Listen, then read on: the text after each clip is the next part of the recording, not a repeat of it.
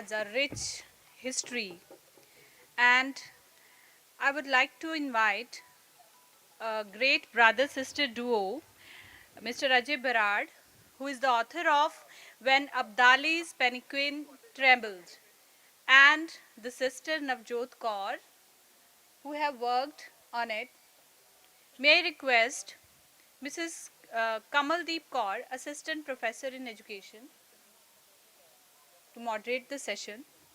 ਅੱਜ ਦਾ ਜਿਹੜਾ ਸਾਡਾ ਸੈਸ਼ਨ ਹੈਗਾ ਵੈਨ ਅਬਦਾਲੀਜ਼ ਪੈਲਕੁਇਨ ਟ੍ਰੈਂਬਲਡ, ਇਹ ਅੰਗਰੇਜ਼ੀ ਦੀ ਕਿਤਾਬ ਹੈ, ਪਰ ਅਸੀਂ ਕੋਸ਼ਿਸ਼ ਕਰਾਂਗੇ ਕਿ ਇਹਨੂੰ ਕੁਝ ਅੰਗਰੇਜ਼ੀ 'ਚ ਤੇ ਕੁਝ ਪੰਜਾਬੀ 'ਚ ਤੁਹਾਡੇ ਨਾਲ ਅਸੀਂ ਕੋਸ਼ਿਸ਼ ਕਰਾਂਗੇ ਕਿ ਜਿਸ ਤਰ੍ਹਾਂ ਫਲੋ ਚੱਲੇਗਾ ਅਸੀਂ ਕੋਸ਼ਿਸ਼ ਕਰਾਂਗੇ ਕਿ ਇਹ ਜਿਹੜਾ ਸਫ਼ਰ ਹੈ ਅਬਦਾਲੀ ਦਾ ਤੇ ਉਹ ਤੁਹਾਡੇ ਨਾਲ ਅਸੀਂ ਸ਼ੇਅਰ ਕਰਾਂਗੇ। ਮੇਰੇ ਨਾਲ ਬਹੁਤ ਸਾਡੇ ਹਰਮਨ ਪਿਆਰੇ ਅਜੇ ਬਰਾੜ ਜਿਨ੍ਹਾਂ ਨੇ ਇਹ ਕਿਤਾਬ ਤੇ ਨਵਜੋਤ ਕੌਰ, ਇਹ ਇਹਨਾਂ ਦੀ ਟੀਮ ਵਰਕ ਹੈ ਭੈਣ ਭਾਈਆਂ ਦੀ, ਜਿਨ੍ਹਾਂ ਨੇ ਇਹ ਜਰਨੀ ਜਿਹੜੀ ਹੈ ਅਬਦਾਲੀ ਦੀ, ਵੈਨ ਅਬਦਾਲੀਜ਼ ਪੈਲਕੁਇਨ ਟ੍ਰੈਂਬਲਡ, ਇਹਨਾਂ ਨੇ 2-3 ਸਾਲ ਦੀ ਰਿਸਰਚ ਤੋਂ ਬਾਅਦ ਇਹ ਆਪਦੀ ਕਿਤਾਬ ਇਹਨਾਂ ਨੇ ਤਿਆਰ ਕੀਤੀ ਹੈ। I think this is your first book and yours as well ਜੀ। ਆਲ ਰਾਈਟ, ਸੋ ਅਸੀਂ ਇਸ ਤੋਂ ਸਟਾਰਟ ਕਰਦੇ ਹੈਗੇ ਕਿ ਇਹ ਕਿਤਾਬ ਲਿਖਣੀ ਕਿਉਂ ਜ਼ਰੂਰੀ ਸੀਗੀ, ਤੇ ਦੂਸਰਾ ਮੈਂ ਇਹ ਵੀ ਆਪਣੇ ਆਪ ਨੂੰ ਇੱਕ ਸਵਾਲ ਜ਼ਰੂਰ ਕੀਤਾ ਸੀਗਾ ਵੀ ਅਸੀਂ ਇਹ ਸਬਜੈਕਟ ਨੂੰ ਕਿਉਂ ਇੱਥੇ ਚੂਜ਼ ਕੀਤਾ ਹੈਗਾ।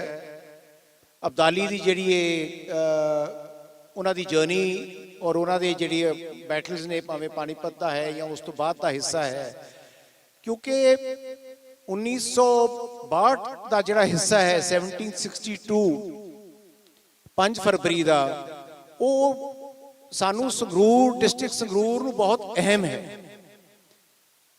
ਬਿਕੋਜ਼ ਜਿਹੜਾ ਵੱਡਾ ਘੱਲੂਘਾਰਾ ਜਾਂ ਆਪਾਂ ਕਹਿੰਦੇ ਦ ਗ੍ਰੇਟਰ ਹੋਲੋਕਾਸਟ, ਉਹ ਸਾਰਾ ਆਪਣੇ ਇਲਾਕੇ 'ਚ ਵਰਤਿਆ ਬਕਾਇਦਾ, ਤੇ ਕੋਈ ਜ਼ਿਆਦਾ ਲੰਬਾ ਸਮਾਂ ਵੀ ਨਹੀਂ ਹੋਇਆ ਇਸ ਗੱਲ ਨੂੰ। ਜੇ ਆਪਾਂ ਕੈਲਕੂਲੇਟ ਕਰੀਏ 1762 ਟੂ ਟੂਡੇ, ਤੇ ਬਹੁਤ ਜ਼ਿਆਦਾ ਸਮਾਂ ਨਹੀਂ ਬਣਦਾ, ਤੇ ਉਹ ਮੈਂ ਸ਼ੇਅਰ ਕਰਾਂਗਾ ਤੁਹਾਡੇ ਨਾਲ ਇਹਦੀ ਕਿਤਾਬ ਬਾਰੇ। ਮੈਂ ਕੁਝ ਬਰੀਫ ਇੰਟਰੋਡਕਸ਼ਨਸ ਕਰਾਂਗਾ ਤਾਂ ਕਿ ਇੱਕ ਥੋੜਾ ਜਿਹਾ ਇਹ ਜਰਨੀ ਦਾ ਤੇ ਜਿਹੜੀਆਂ ਸ਼ਖਸੀਅਤ ਬਾਰੇ ਅਸੀਂ ਇਹਨਾਂ ਨੇ ਲਿਖਿਆ ਹੈ ਉਹਦਾ ਇੱਕ ਥੋੜਾ ਜਿਹਾ ਇੱਕ ਤੁਹਾਨੂੰ ਅੰਦਾਜ਼ਾ ਹੋਏਗਾ ਵੀ ਆਪਾਂ ਕਿਸ ਕਿਸਮ ਦੀ ਉਹਨਾਂ ਦੇ ਬਾਰੇ ਗੱਲ ਕਰਾਂਗੇ ਅੱਜ। ਇਹਨਾਂ ਦਾ ਆਪਦਾ ਹੀ ਇੱਕ ਇਹਨਾਂ ਦਾ ਨੋਟ ਹੈ, ਮੈਂ ਥੋੜਾ ਜਿਹਾ ਬਰੀਫ ਹੈ, ਉਹ ਤੁਹਾਨੂੰ ਸਿਰਫ ਇਸ ਕਰਕੇ ਪੜ੍ਹ ਰਿਹਾ ਕਿ ਥੋੜਾ ਜਿਹਾ ਤੁਸੀਂ ਇਸ ਸਬਜੈਕਟ ਦੇ ਨਾਲ ਕਨੈਕਟ ਹੋ ਜਾਓਗੇ। The book is an endeavor to make history palatable and more readable for the people interested in knowing the story of their land. ਇਹਦੇ ਨਾਲ ਸਾਡਾ ਬੜਾ ਤਾਲੁਕ ਹੈ ਤੇ ਅਸੀਂ ਇਹਨਾਂ ਨੇ ਵੀ ਇਹ ਮਹਿਸੂਸ ਕੀਤਾ ਵੀ ਇਹ ਸਬਜੈਕਟ ਤੇ ਲਿਖਣਾ ਬਹੁਤ ਜ਼ਰੂਰੀ ਹੈ। It has not been written for any research purpose.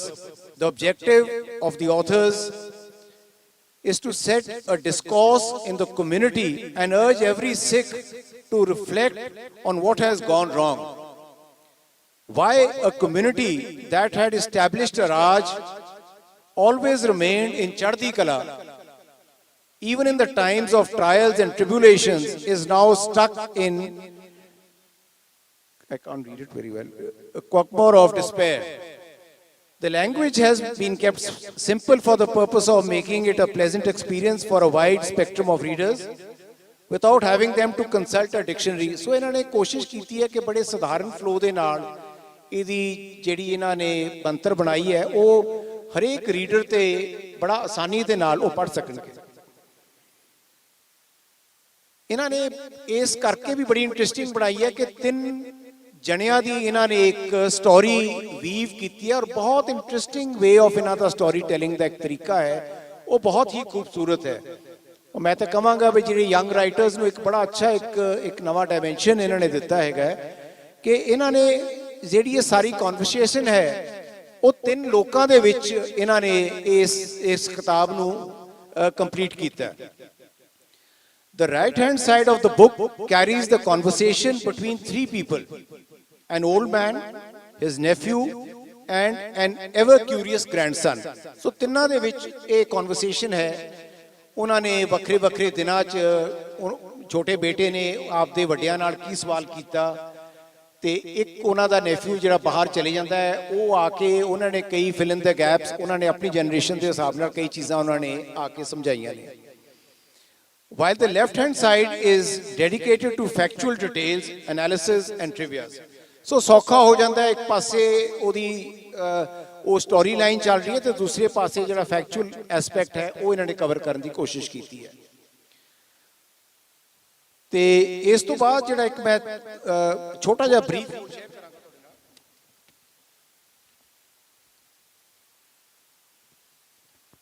ਇੱਕ ਇਹਨਾਂ ਨੇ ਬੜਾ ਅਹਿਮ ਜ਼ਿਕਰ ਕੀਤਾ ਹੈ ਵੀ ਅੱਜ ਅਸੀਂ ਜੋ ਸਾਨੂੰ ਸਪਿਰਿਟ ਚੜ੍ਹਦੀ ਕਲਾ ਦੀ ਸੀਗੀ ਅੱਜ ਸਾਡੇ ਚੋਂ ਕਿਉਂ ਨਹੀਂ ਹੈ। ਇਹ ਬਹੁਤ ਵੱਡਾ ਸਵਾਲ ਇਹਨਾਂ ਨੇ ਮਹਿਸੂਸ ਕੀਤਾ ਤਾਂ ਅਸੀਂ ਵੀ ਮਹਿਸੂਸ ਕਰਦੇ ਹਾਂ ਵੀ ਜਿਹੜੀ ਕੌਮ ਨੇ ਇੰਨੇ ਸਾਲ ਪਹਿਲਾਂ ਐਡਾ ਵੱਡਾ ਇੱਕ ਰਾਜ ਸਥਾਪਿਤ ਕੀਤਾ ਤੇ ਅੱਜ ਵਾਕਈ ਅਸੀਂ ਮਹਿਸੂਸ ਕਰਦੇ ਹਾਂ ਸਾਡੀਆਂ ਪੋਲੀਟੀਕਲ ਛੋਟੀਆਂ ਇਸ਼ੂਜ਼ ਕਾਰਨ ਜਾਂ ਹੋਰ ਜਿਹੜੀਆਂ ਸਮਾਜਿਕ ਚੀਜ਼ਾਂ ਦੇ ਕਾਰਨ ਵੀ ਆਮ ਪੰਜਾਬੀ ਉਨੀ ਚੜ੍ਹਦੀ ਕਲਾ 'ਚ ਕਿਉਂ ਨਹੀਂ ਹੈ। ਸੋ ਆਈ ਥਿੰਕ ਇਹ ਵੀ ਇਹਨਾਂ ਦਾ ਇੱਕ ਵੱਡਾ ਸਵਾਲ ਉਹ ਤੁਹਾਡੇ ਨਾਲ ਸਾਰੀਆਂ ਚੀਜ਼ਾਂ ਸ਼ੇਅਰ ਕਰਨਗੇ। It is a humble pride in the greatness of the Sikh mission and confident resolve to fulfill it. When we are clear about our identity, no threat in the world can shake us. So बहुत ਵੱਡੀ statement है, उस गल दी आपां गल दा जिक्र करांगे।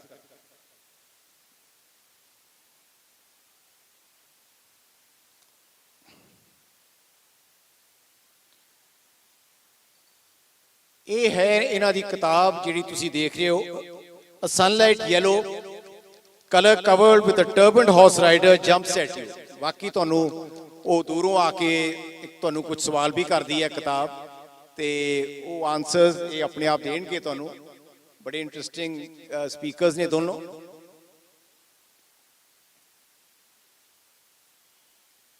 ਸੋ ਮੈਂ ਸ਼ੁਰੂਆਤ ਕਰਾਂਗਾ ਅਜੇ ਹੋਣਾ ਤੋਂ ਕਿ ਤੁਹਾਨੂੰ ਇੱਕ ਕਿਤਾਬ ਲਿਖਣ ਤੇ ਤੁਸੀਂ ਕਿਸ ਤਰ੍ਹਾਂ ਪ੍ਰੋਂਪਟ ਹੋਏ। ਇਹਦੀ ਜਰਨੀ ਜਿਹੜੀ 1762 ਤੋਂ ਪਹਿਲਾਂ ਵਾਲੀ ਹੈ ਜਾਂ ਮਰਾਠਾਸ ਦਾ ਜਿਹੜਾ ਆਪਣਾ ਬੈਟਲ ਆਫ ਪਾਨੀਪਤ ਨੇ ਤੇ ਹੋਰ ਵੀ ਤੁਸੀਂ ਕਈ ਸਵਾਲ ਕੀਤੇ ਨੇ ਵੀ ਇੱਕ ਸਮਾਂ ਐਸਾ ਸੀਗਾ ਵੀ ਜੇ ਮਰਾਠਾਸ ਤੇ ਸਿੱਖਸ ਕੰਬਾਈਨ ਹੁੰਦੇ ਤੇ ਪਤਾ ਨਹੀਂ ਉਦੋਂ ਕੀ ਹੋਣਾ ਸੀਗਾ। ਸੋ ਬਹੁਤ ਅਹਿਮ ਸਵਾਲ ਹੈ ਕਿ ਪਰ ਉਹ ਹਿਸਟਰੀ 'ਚ ਨਹੀਂ ਹੋਇਆ ਉਸ ਕਿਸਮ ਦਾ।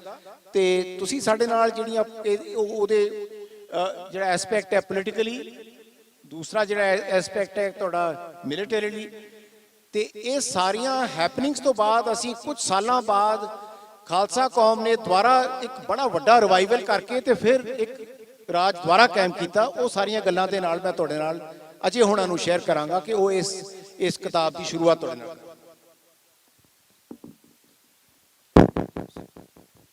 ਇੰਪੈਕਟ ਹੈ ਕਿਤਾਬ ਦਾ ਜੀ। Thanks a lot ji. Last year Sangrur Fest ਤੇ ਹੀ ਸਿਬੀਆ ਸਾਹਿਬ ਨੇ ਕਿਤਾਬ ਲਾਂਚ ਕੀਤੀ ਸੀਗੀ and we were lucky to have such a stage ਜਿੱਥੋਂ ਅਸੀਂ ਇਹ ਬੁੱਕ ਲਾਂਚ ਕਰ ਸਕੇ।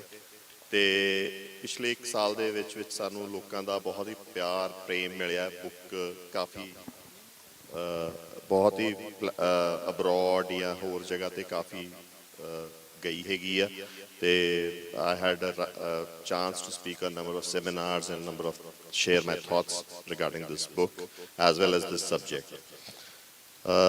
ਮੋਟੇ ਤੌਰ ਤੇ ਜਿਹੜਾ ਟੌਪਿਕ ਆ ਇਹਦਾ ਇਹ ਹੈ ਕਿ ਬਈ ਮੈਂ ਸਰਦਾਰ ਹਰਿੰਦਰ ਸਿੰਘ ਮਹਿਬੂਬ ਨੇ ਇੱਕ ਬਹੁਤ ਸੋਹਣੀ ਗੱਲ ਆਖੀ ਹੈ ਕਿ ਵੀ ਜਿਹੜੇ ਤੁਹਾਡੇ ਸ਼ਹੀਦ ਵੀ ਆ ਉਹ ਵੀ ਇਕੱਲੇ ਰਹਿੰਦੇ ਆ ਜਿੰਨੀ ਦੇਰ ਕੌਮਾਂ ਆਪਦੇ ਗੁਰੂਆਂ ਦੇ ਸਫਰ ਪੈਂਡਿਆਂ ਤੇ ਨਹੀਂ ਤੁਰਦੀਆਂ। ਬੇਸਿਕ ਗੱਲ ਇਹ ਹੈ ਬੁੱਕ ਦਾ ਜਿਹੜਾ ਅਸੈਂਸ ਆ ਉਹ ਇਹ ਕਹਿੰਦਾ ਹੈ ਕਿ ਜਦੋਂ ਆਪਾਂ ਆਪਦੇ ਗੁਰੂਆਂ ਦੇ ਇੰਸਟੀਟਿਊਸ਼ਨਸ ਬਣਾਏ ਇੰਸਟੀਟਿਊਸ਼ਨਸ ਤੇ ਉਹਨਾਂ ਦੇ ਦੱਸੇ ਰਾਹਾਂ ਤੇ ਚੱਲੇ ਤਾਂ ਆਪਾਂ ਰਾਜ ਦੇ ਸਿਖਰ ਤੇ ਪਹੁੰਚ ਗਏ। ਇੱਕ ਬਿਲਕੁਲ ਹੀ ਦਬੇ ਕੁਚਲੀ ਮਜ਼ਲੂਮ ਕੌਮ ਨੇ ਰਾਜ ਭਾਗ ਤੱਕ ਪਹੁੰਚ ਗਈ 50-60 ਸਾਲਾਂ 'ਚ ਤੇ ਉਸ ਸਮੇਂ ਦੀ ਜਿਹੜੀ ਬਹੁਤ ਵੱਡੀਆਂ ਤਾਕਤਾਂ ਸੀ ਉਹਨਾਂ ਨਾਲ ਵੀ ਉਹ ਜੂਝ ਗਈ। ਤੇ as he said कि भी उस समय जे मराठे history is always ifs and buts that what forces could have interacted. So ਇਹ ਕਿਹਾ ਜਾਂਦਾ ਹੈ ਕਿ ਵੀ ਜੇ ਮਰਾਠੇ ਤੇ ਸਿੱਖ ਇਕੱਠੇ ਹੁੰਦੇ ਤਾਂ ਸ਼ਾਇਦ ਉਹ ਅਬਦਾਲੀ ਨੂੰ ਲੈ ਲੈਂਦੇ ਜਾਂ whatever it is. But ਉਸ ਸਮੇਂ ਦੇ ਪਰਸਪੈਕਟਿਵ 'ਚ ਜਾਂ ਉਸ ਕੰਟੈਕਸਟ 'ਚ ਦੇਖਣਾ ਬਹੁਤ ਜ਼ਰੂਰੀ ਹੁੰਦਾ। ਉਸ ਸਮੇਂ ਇਹ ਜੀ ਭਾਵਨਾ ਸ਼ਾਇਦ ਨਹੀਂ ਸੀਗੀ ਜਾਂ ਨੈਸ਼ਨਲਿਜ਼ਮ ਜਾਂ ਨਹੀਂ ਸੀਗਾ। ਤੇ ਜਿਸ ਕੰਟੈਕਸਟ 'ਚ ਆਪਾਂ ਨੂੰ ਅੱਜ ਦਿਖਾਈ ਜਾਂਦੀ ਹੈ ਹਿਸਟਰੀ ਕਿ ਵੀ ਮੁਸਲਮਾਨ ਜਾਂ ਸਿੱਖ ਜਾਂ ਹਿੰਦੂ ਦੇ ਕੰਟੈਕਸਟ 'ਚ ਉਹ ਟੈਂਪਲੇਟਸ ਮੱਚ ਲੇਟਰ ਆਏ। ਉਹ ਕਲੋਨੀਅਲ ਸਰਕਾਰਾਂ ਦੀ ਜਾਂ ਉਹ ਕਲੋਨੀਅਲ ਰਾਜ ਕਰਨ ਵਾਲਿਆਂ ਦੀ ਦੇਣ ਆ ਆਪਾਂ ਨੂੰ। ਤੇ ਉਸ ਸਮੇਂ ਜਿਹੜੇ ਆਪਣੇ ਲੀਡਰ ਸੀਗੇ, ਜਿਹੜੇ ਮਿਸਲਾਂ ਦੇ ਸਰਦਾਰ ਸੀ ਜਾਂ ਜਥੇਦਾਰ ਸੀ, ਉਹਨਾਂ ਦਾ ਸਿੱਖ ਕੰਟੈਕਸਟ ਦੇ ਵਿੱਚ ਜਾਂ ਖਾਲਸਾ ਕੰਟੈਕਸਟ ਦੇ ਵਿੱਚ ਉਹ ਡਿਸੀਜਨ ਬਿਲਕੁਲ ਠੀਕ ਸੀਗਾ। They saw that two forces are clashing. We should watch from by-lanes, and if opportunity arises, let's see कि ਆਪਾਂ power capture ਕਰ ਸਕਦੇ ਹਾਂ ਕਿ ਕਿਸ ਨਾਲ ਹੋਣਾ ਹੈਗਾ। ਅਬਦਾਲੀ ਕੋਈ ਛੋਟੀ ਫੋਰਸ ਨਹੀਂ ਸੀ, ਉਸ ਟਾਈਮ ਦੀ ਇੱਕ ਸੁਪਰ ਪਾਵਰ ਸੀਗੀ। ਮਰਾਠਿਆਂ ਨਾਲ ਹੱਥੋਂ ਪਾਈ ਹੋਣ ਤੋਂ ਬਾਅਦ ਵੀ ਜਾਂ ਮਰਾਠਿਆਂ ਨੂੰ ਭਾਜ ਦੇਣ ਤੋਂ ਬਾਅਦ ਵੀ 6 ਮਹੀਨਿਆਂ ਬਾਅਦ ਹੀ ਉਹ ਸਿੱਖਾਂ ਦੇ ਉੱਤੇ ਘੱਲੂ ਘਾਰੇ ਵਾਸਤੇ ਆ ਗਿਆ ਸੀ। So I think our ancestors were wise. Book 'ਚ ਵੀ ਇਹੀ ਦੱਸਿਆ ਗਿਆ ਕਿ ਅਸੀਂ ਸਿਰਫ ਤਲਵਾਰ ਦੇ ਸਿਰ ਤੇ ਰਾਜ ਨਹੀਂ ਲਿਆ, ਸੋਚ ਤੇ ਆਈਡੀਓਲੋਜੀ ਤੇ ਮੋਰਲ ਕਰੈਕਟਰ ਦੇ ਸਿਰ ਤੇ ਰਾਜ ਲਿਆ।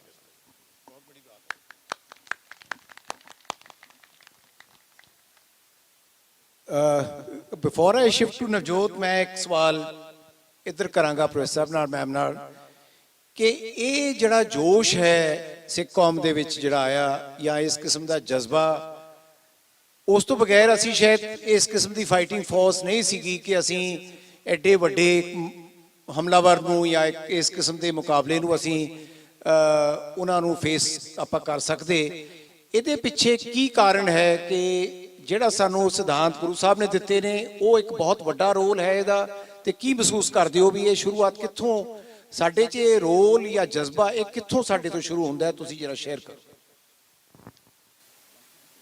ਹਾਂਜੀ, ਦੇਖੋ, ਜੋ ਇਹ ਜਜ਼ਬਾ ਆਪਣੀ 10ਵੇਂ ਗੁਰੂ ਗੋਬਿੰਦ ਸਿੰਘ ਜੀ ਨੇ ਸਾਡੇ ਅੰਦਰ ਭਰਿਆ ਸੀ, ਉਹ ਕਿੱਦਾਂ ਖਾਲਸਾ ਪੰਥ ਦੀ ਸਾਜਨਾ ਕਰਕੇ। ਉਹਨਾਂ ਦਾ ਇਹੀ ਜੋ ਉਦੇਸ਼ ਸੀ ਕਿ ਜੇ ਅਸੀਂ ਦੁਨੀਆ ਤੇ ਆਏ ਹਾਂ ਤਾਂ ਨਾ ਅਸੀਂ ਕਿਸੇ ਤੋਂ ਡਰਨਾ ਤੇ ਨਾ ਹੀ ਅਸੀਂ ਕਿਸੇ ਨੂੰ ਡਰਾਉਣਾ। ਸੋ ਉਹਨਾਂ ਨੇ ਆਪਣੇ ਇਹ ਜੋ ਖਾਲਸਾ ਪੰਥ ਦਾ ਬੀਜ ਸੀ ਉਹ ਸਿਰਫ ਇਕੱਲੇ ਗੁਰੂ ਗੋਬਿੰਦ ਸਿੰਘ ਜੀ ਨੇ ਨਹੀਂ ਸੀ ਬੀਜਿਆ, ਇਹ ਜਿਹਦੀ ਸ਼ੁਰੂਆਤ ਸੀ ਉਹ ਸਾਡੇ ਪਹਿਲੇ ਗੁਰੂ ਸਾਹਿਬਾਨ ਗੁਰੂ ਨਾਨਕ ਦੇਵ ਜੀ ਤੋਂ ਹੀ ਸ਼ੁਰੂ ਹੋ ਗਈ ਸੀ। ਉਹਨਾਂ ਨੇ ਜਦੋਂ ਸੰਗਤ ਤੇ ਪੰਗਤ ਦਾ ਇਹ ਕੀਤਾ ਕਿ ਕੋਈ ਵੀ ਜੋ ਸਮਾਜਿਕ ਬੁਰਾਈਆਂ ਨੇ ਉਹਨਾਂ ਨੂੰ ਖਤਮ ਕਰਨਾ, ਕਿਉਂਕਿ ਉਸ ਸਮੇਂ ਜੋ ਔਰੰਗਜ਼ੇਬ ਸੀ ਗੁਰੂ ਗੋਬਿੰਦ ਸਿੰਘ ਜੀ ਦੇ ਸਮੇਂ ਉਹ ਬਹੁਤ ਹੀ ਕੱਟੜ ਮੁਸਲਮਾਨ ਸੀ, ਜਿਸ ਦਾ ਕੀ ਮੋਟਿਵ ਸੀ ਕਿ ਉਸਨੇ ਸਾਰਿਆਂ ਨੂੰ ਮੁਸਲਮਾਨ ਹੀ ਬਣਾਉਣਾ, ਜਿਸ ਦੇ ਕਾਰਨ ਜੋ ਹਿੰਦੂ ਲੋਕ ਸੀ ਉਹ ਇੰਨੇ ਡਰ ਚੁੱਕੇ ਸਨ ਕਿ ਉਹਨਾਂ ਦੇ ਅੰਦਰ ਬਹੁਤ ਕਮਜ਼ੋਰ ਜੋ ਸੀ ਹੋ ਚੁੱਕੇ ਸੀ, ਤੇ ਉਹਨਾਂ ਦੇ ਅੰਦਰ ਇੱਕ ਜਜ਼ਬਾ ਭਰਨ ਦੀ ਜ਼ਰੂਰਤ ਸੀ, ਕਿਉਂਕਿ ਹਰ ਇੱਕ ਇਨਸਾਨ ਦੇ ਅੰਦਰ ਇੱਕ ਸ਼ਕਤੀ ਹੁੰਦੀ ਹੈ, ਸਿਰਫ ਲੋੜ ਹੁੰਦੀ ਹੈ ਉਹਨੂੰ ਜਗਾਉਣ ਦੀ। ਤੇ ਉਹ ਜਜ਼ਬਾ ਜਿਹੜਾ ਸੀ ਉਹ ਸਾਡੇ ਗੁਰੂ ਸਾਹਿਬਾਨ ਨੇ ਭਰਿਆ ਸੀ ਖਾਲਸਾ ਪੰਥ ਦੀ ਸਾਜਨਾ ਕਰਕੇ। ਖਾਲਸਾ ਪੰਥ ਦੇ ਵਿੱਚ ਸਿਰਫ ਇਹੀ ਨਹੀਂ ਸੀ ਕਿ ਉਹਨਾਂ ਨੇ ਸਾਨੂੰ ਖੰਡੇ ਦਾ ਰਾਹੀਂ ਅੰਮ੍ਰਿਤ ਛਕਾਇਆ, ਬਲਕਿ ਇੱਕ ਇਦਾਂ ਦਾ ਸੀ ਉਹ ਜੋ ਅੰਮ੍ਰਿਤ ਛਕਾਇਆ ਸੀ ਉਹ ਅਨੁਸ਼ਾਸਨ ਦੇ ਵਿੱਚ ਰਹਿਣਾ ਸਿਖਾਉਂਦਾ ਸੀ ਤੇ ਨਾਲ ਹੀ ਸਾਨੂੰ ਧਾਰਮਿਕਤਾ ਦੇ ਨਾਲ ਜੋੜਦਾ ਸੀ।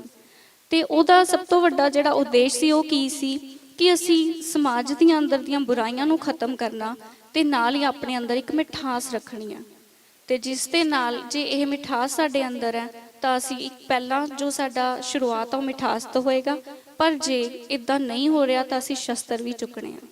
ਚਾਹੇ ਇਹ ਸ਼ਸਤਰਾਂ ਦੀ ਗੱਲ ਸਾਡੇ 6ਵੇਂ ਪਾਤਸ਼ਾਹ ਸ਼੍ਰੀ ਗੁਰੂ ਹਰਗੋਬਿੰਦ ਸਿੰਘ ਜੀ ਨੇ ਵੀ ਕੀਤੀ ਸੀ, ਪਰ ਜੋ ਮੂਲ ਰੂਪ ਦੇ ਵਿੱਚ ਜਜ਼ਬਾ ਜੋ ਭਰਿਆ ਸੀ ਉਹ ਸਾਡੇ 10ਵੇਂ ਗੁਰੂ ਸਾਹਿਬਾਨ ਜੀ ਨੇ ਭਰਿਆ ਸੀ।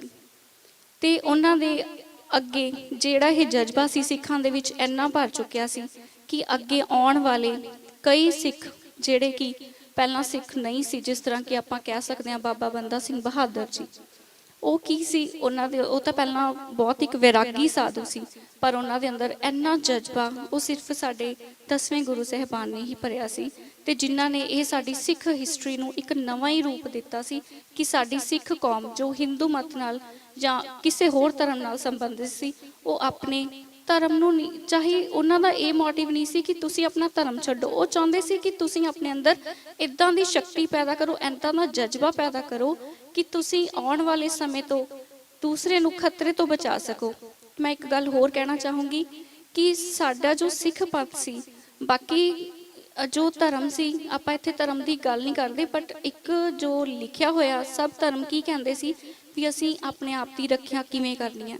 ਪਰ ਜੋ ਗੁਰੂ ਗੋਬਿੰਦ ਸਿੰਘ ਜੀ ਸੀ, ਉਹਨਾਂ ਨੇ ਸਾਨੂੰ ਕੀ ਉਦੇਸ਼ ਦਿੱਤਾ ਸੀ ਕਿ ਅਸੀਂ ਆਪਣੀ ਰੱਖਿਆ ਦੇ ਨਾਲ ਨਾਲ ਦੂਸਰੇ ਦੀ ਵੀ ਰੱਖਿਆ ਕਰਨੀ ਹੈ। ਪਹਿਲਾਂ ਹਰ ਇਨਸਾਨ ਨੂੰ ਆਪਣੇ ਕਾਬਿਲ ਬਣਾਉਣਾ, ਪਰ ਜੇ ਜਿਸ ਸਮੇਂ ਇਹ ਲੱਗਦਾ ਵੀ ਕੋਈ ਔਰਤ ਜਾਂ ਕੋਈ ਬੱਚਾ ਆਪਣੀ ਰੱਖਿਆ ਨਹੀਂ ਕਰ ਸਕਦਾ ਤਾਂ ਉਹਦੀ ਰੱਖਿਆ ਕਰਨ ਦਾ ਵੀ ਸਾਡਾ ਹੀ ਫਰਜ਼ ਸੀ।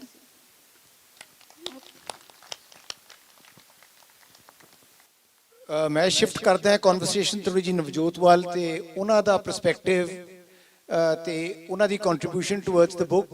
ਉਸ ਤੋਂ ਬਾਅਦ ਮੈਂ ਅਜੇ ਨਾਲ ਇਸ ਗੱਲ ਤੇ ਸ਼ੇਅਰ ਕਰਾਂਗਾ ਕਿ ਬਾਬਾ ਬੰਦਾ ਸਿੰਘ ਬਹਾਦਰ ਜੀ ਦੇ ਸਮੇਂ ਤੋਂ ਬਾਅਦ ਮਿਸਲਾਂ ਦਾ ਕਾਇਮ ਹੋਣਾ, ਮਿਸਲਾਂ ਦੇ ਬਾਅਦ ਜਿਹੜਾ ਉਹ ਅਗਲਾ ਦਲ ਖਾਲਸਾ ਦਾ ਰੋਲ, ਜਾਂ ਉਸ ਤੋਂ ਬਾਅਦ ਜਿਹੜੀਆਂ ਇੱਕ ਵੱਖਰਾ ਸਾਡੇ 'ਚ ਇੱਕ ਜਜ਼ਬਾ ਆਇਆ ਹੈ, ਉਸ ਦੀ ਮੈਂ ਇਸ ਤੋਂ ਬਾਅਦ ਜ਼ਿਕਰ ਕਰਾਂਗਾ। ਸਭ ਤੋਂ ਪਹਿਲਾਂ ਤਾਂ ਮੈਂ ਮਾਈਕ ਪਾਸ ਕਰ ਰਿਹਾ ਨਵਜੋਤ ਨੂੰ, ਉਹ ਆਪਣੇ ਇਸ ਕਿਤਾਬ ਦੇ ਪਰਸਪੈਕਟਿਵ ਤੇ ਉਹਨਾਂ ਦਾ ਕੀ ਸੋਚ ਵਿਚਾਰ ਹੈ ਉਹ ਤੁਹਾਡੇ ਨਾਲ ਸ਼ੇਅਰ ਕਰਦੇ।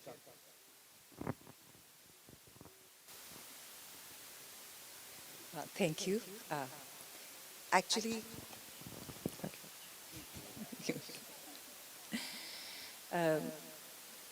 we are a brother and sister team. So what happened was that he came up with this idea कि आप किताब लिखते हैं.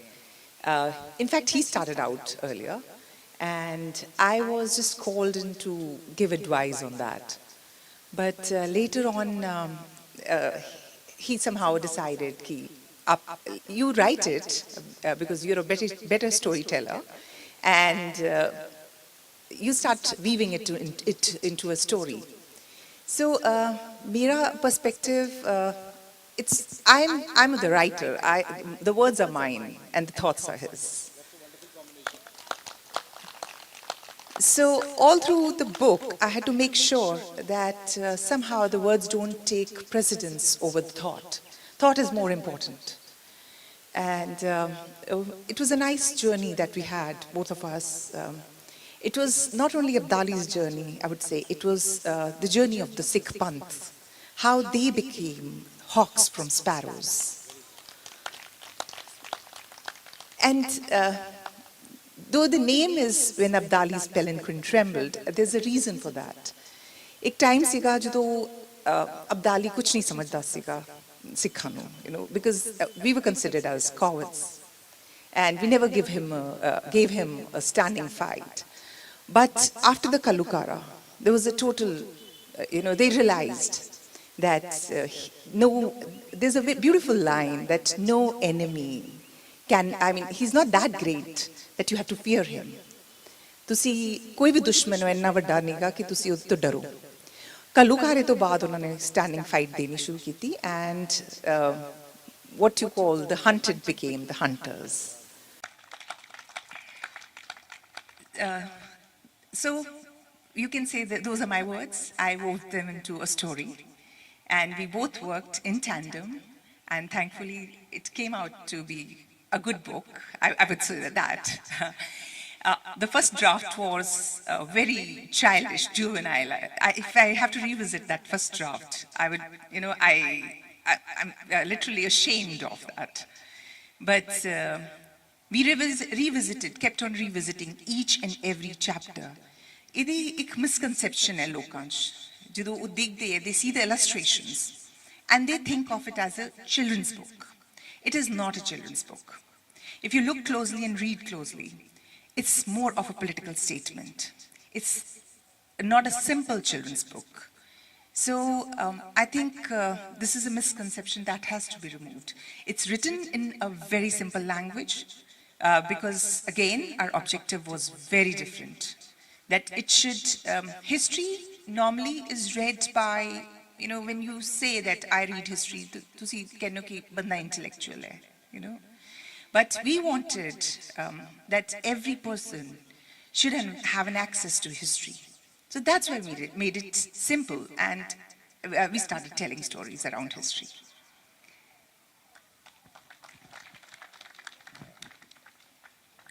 ਇਸ ਤੋਂ ਬਾਅਦ ਮੈਂ ਇੱਕ ਇਹਨਾਂ ਨੂੰ ਸਿੰਪਲ ਜਿਹਾ ਸਵਾਲ ਪੁੱਛਾਂਗਾ। ਮੈਂ ਨਾਰਮਲੀ ਭੈਣ ਭਰਾਵਾਂ 'ਚ ਮੈਂ ਕਿਹਾ ਜਿਸ ਤਰ੍ਹਾਂ 10 ਮਿੰਟ ਵੀ ਇਕੱਠੇ ਬੈਠਣਾ ਬੜਾ ਮੁਸ਼ਕਲ ਹੋ ਜਾਂਦਾ ਕਦੇ ਕਦੇ, ਤੇ ਫਾਇਰਵਰਕਸ ਜ਼ਰੂਰ ਹੁੰਦੀਆਂ ਨੇ, ਤੇ ਇਹ ਤੁਹਾਡਾ ਤਾਂ ਬੜੀ ਲੰਬੀ ਜਰਨੀ ਰਹੀ, ਤੇ ਤੁਸੀਂ ਇਹ ਕਿਸ ਤਰ੍ਹਾਂ ਇਹਨੂੰ ਪੀਸ ਕਿਵੇਂ ਬਣਾਉਂਦੇ ਸੀ ਤੁਸੀਂ ਸ਼ਾਮ ਨੂੰ? ਇਹ ਥੋੜ੍ਹਾ ਜਿਹਾ ਸਾਨੂੰ ਸਮਝਾਓ।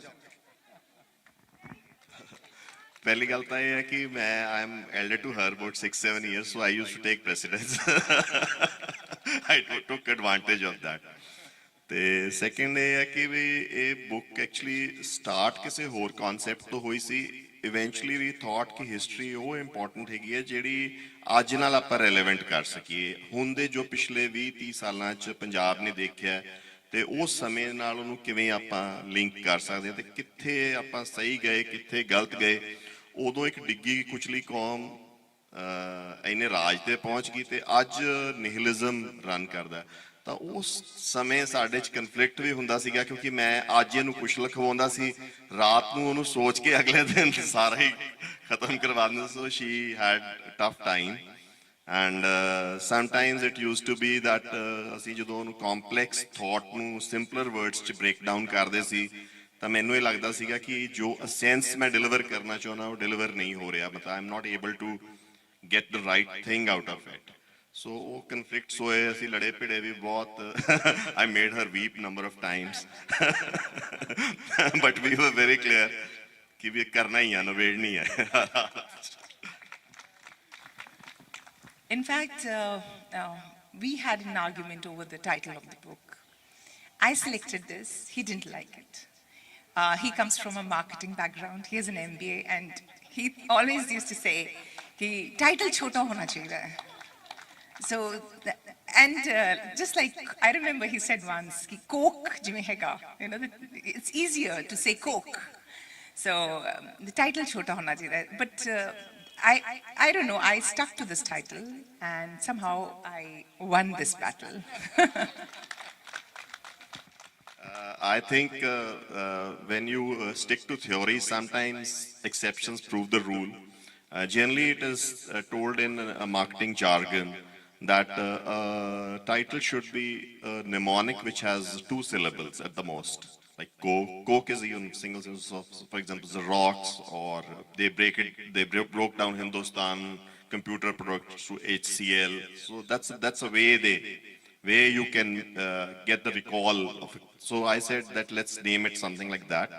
ਪਰ ਇਹ when Abdali's palanquin trembled ਇਹ ਆ ਕਿ 1765 'ਚ ਜਦੋਂ ਅਬਦਾਲੀ ਹਿੰਦੁਸਤਾਨ ਆਇਆ ਸੀ, ਲਾਸਟ ਉਹਦੀਆਂ ਫੋਰੇਸ ਸੀਗੀਆਂ, ਤਾਂ ਰਾਵੀ ਚਨਾਹ ਦੇ ਦਰਿਆ ਦੇ ਉੱਤੇ ਸਿੱਖਾਂ ਨੇ ਪਹਿਲੀ ਵਾਰ ਉਹਦਾ ਮੁਕਾਬਲਾ ਸਾਹਮਣੇ ਕੀਤਾ ਤੇ ਉਹਦੇ ਕੋਲ ਦੀ ਗਨ ਸ਼ਾਟਸ ਫਾਇਰ ਕੀਤੀਆਂ। ਉਹਦੇ ਅਬਦਾਲੀ ਦੇ ਪਰਸਨਲ ਗਨ ਸ਼ਾਟਸ ਉਹਦੇ ਕੋਲ ਦੀ ਨਿਕਲੀਆਂ, ਤੇ ਉਦੋਂ ਉਹਨੇ ਆਖਿਆ ਕਿ ਵੀ ਮੇਰਾ ਰਾਜ ਕੀ ਆ, ਕਿ ਮੇਰੀ ਆਪ ਦੀ ਜਿਹੜੀ ਪਾਲਕੀ ਆ ਇਹਨਾਂ ਦੇ ਡਰ ਤੋਂ ਥਰਥਰਾਉਣ ਲੱਗ ਗਈ ਆ।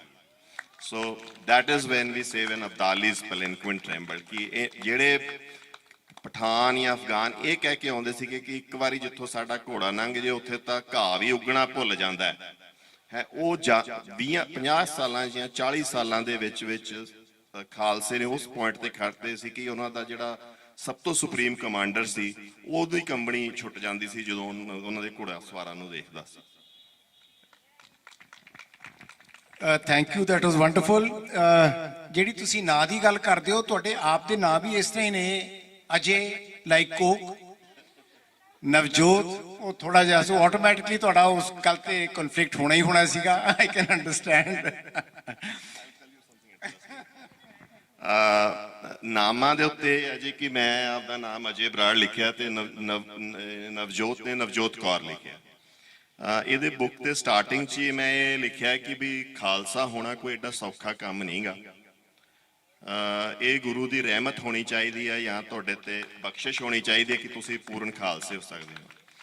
ਮੈਂ ਆਪਦਾ ਨਾਮ ਅਜੇਪਾਲ ਸਿੰਘ ਬਰਾੜ ਆ ਵੈਸੇ ਮੇਰਾ ਨਾਮ, ਪਰ ਮੈਂ ਹਲੇ ਇਹ ਨਹੀਂ ਸਮਝਦਾ ਕਿ ਵੀ ਮੈਂ ਉਸ ਇੱਕ ਪਤਿਤ ਸਿੱਖ ਹੋਣ ਦੇ ਨਾਤੇ ਮੈਂ ਇਹ ਨਹੀਂ ਸਮਝਦਾ ਕਿ ਮੇਰੇ 'ਚ ਉਹ ਰੁਤਬਾ ਹੈ ਕਿ ਮੈਂ ਉਹ ਸਿੰਘ ਲਾ ਸਕਾਂ। So that was the reason that I wrote Ajay Brad. Navjot ਇੱਕ ਮੈਸੇਜ ਡਿਲੀਵਰ ਕਰਨਾ ਚਾਹੁੰਦੀ ਸੀਗੀ ਕਿ ਵੀ ਨਵਜੋਤ ਕੌਰ ਲਿਖ ਕੇ ਕਿ ਵੀ caste does not take precedence.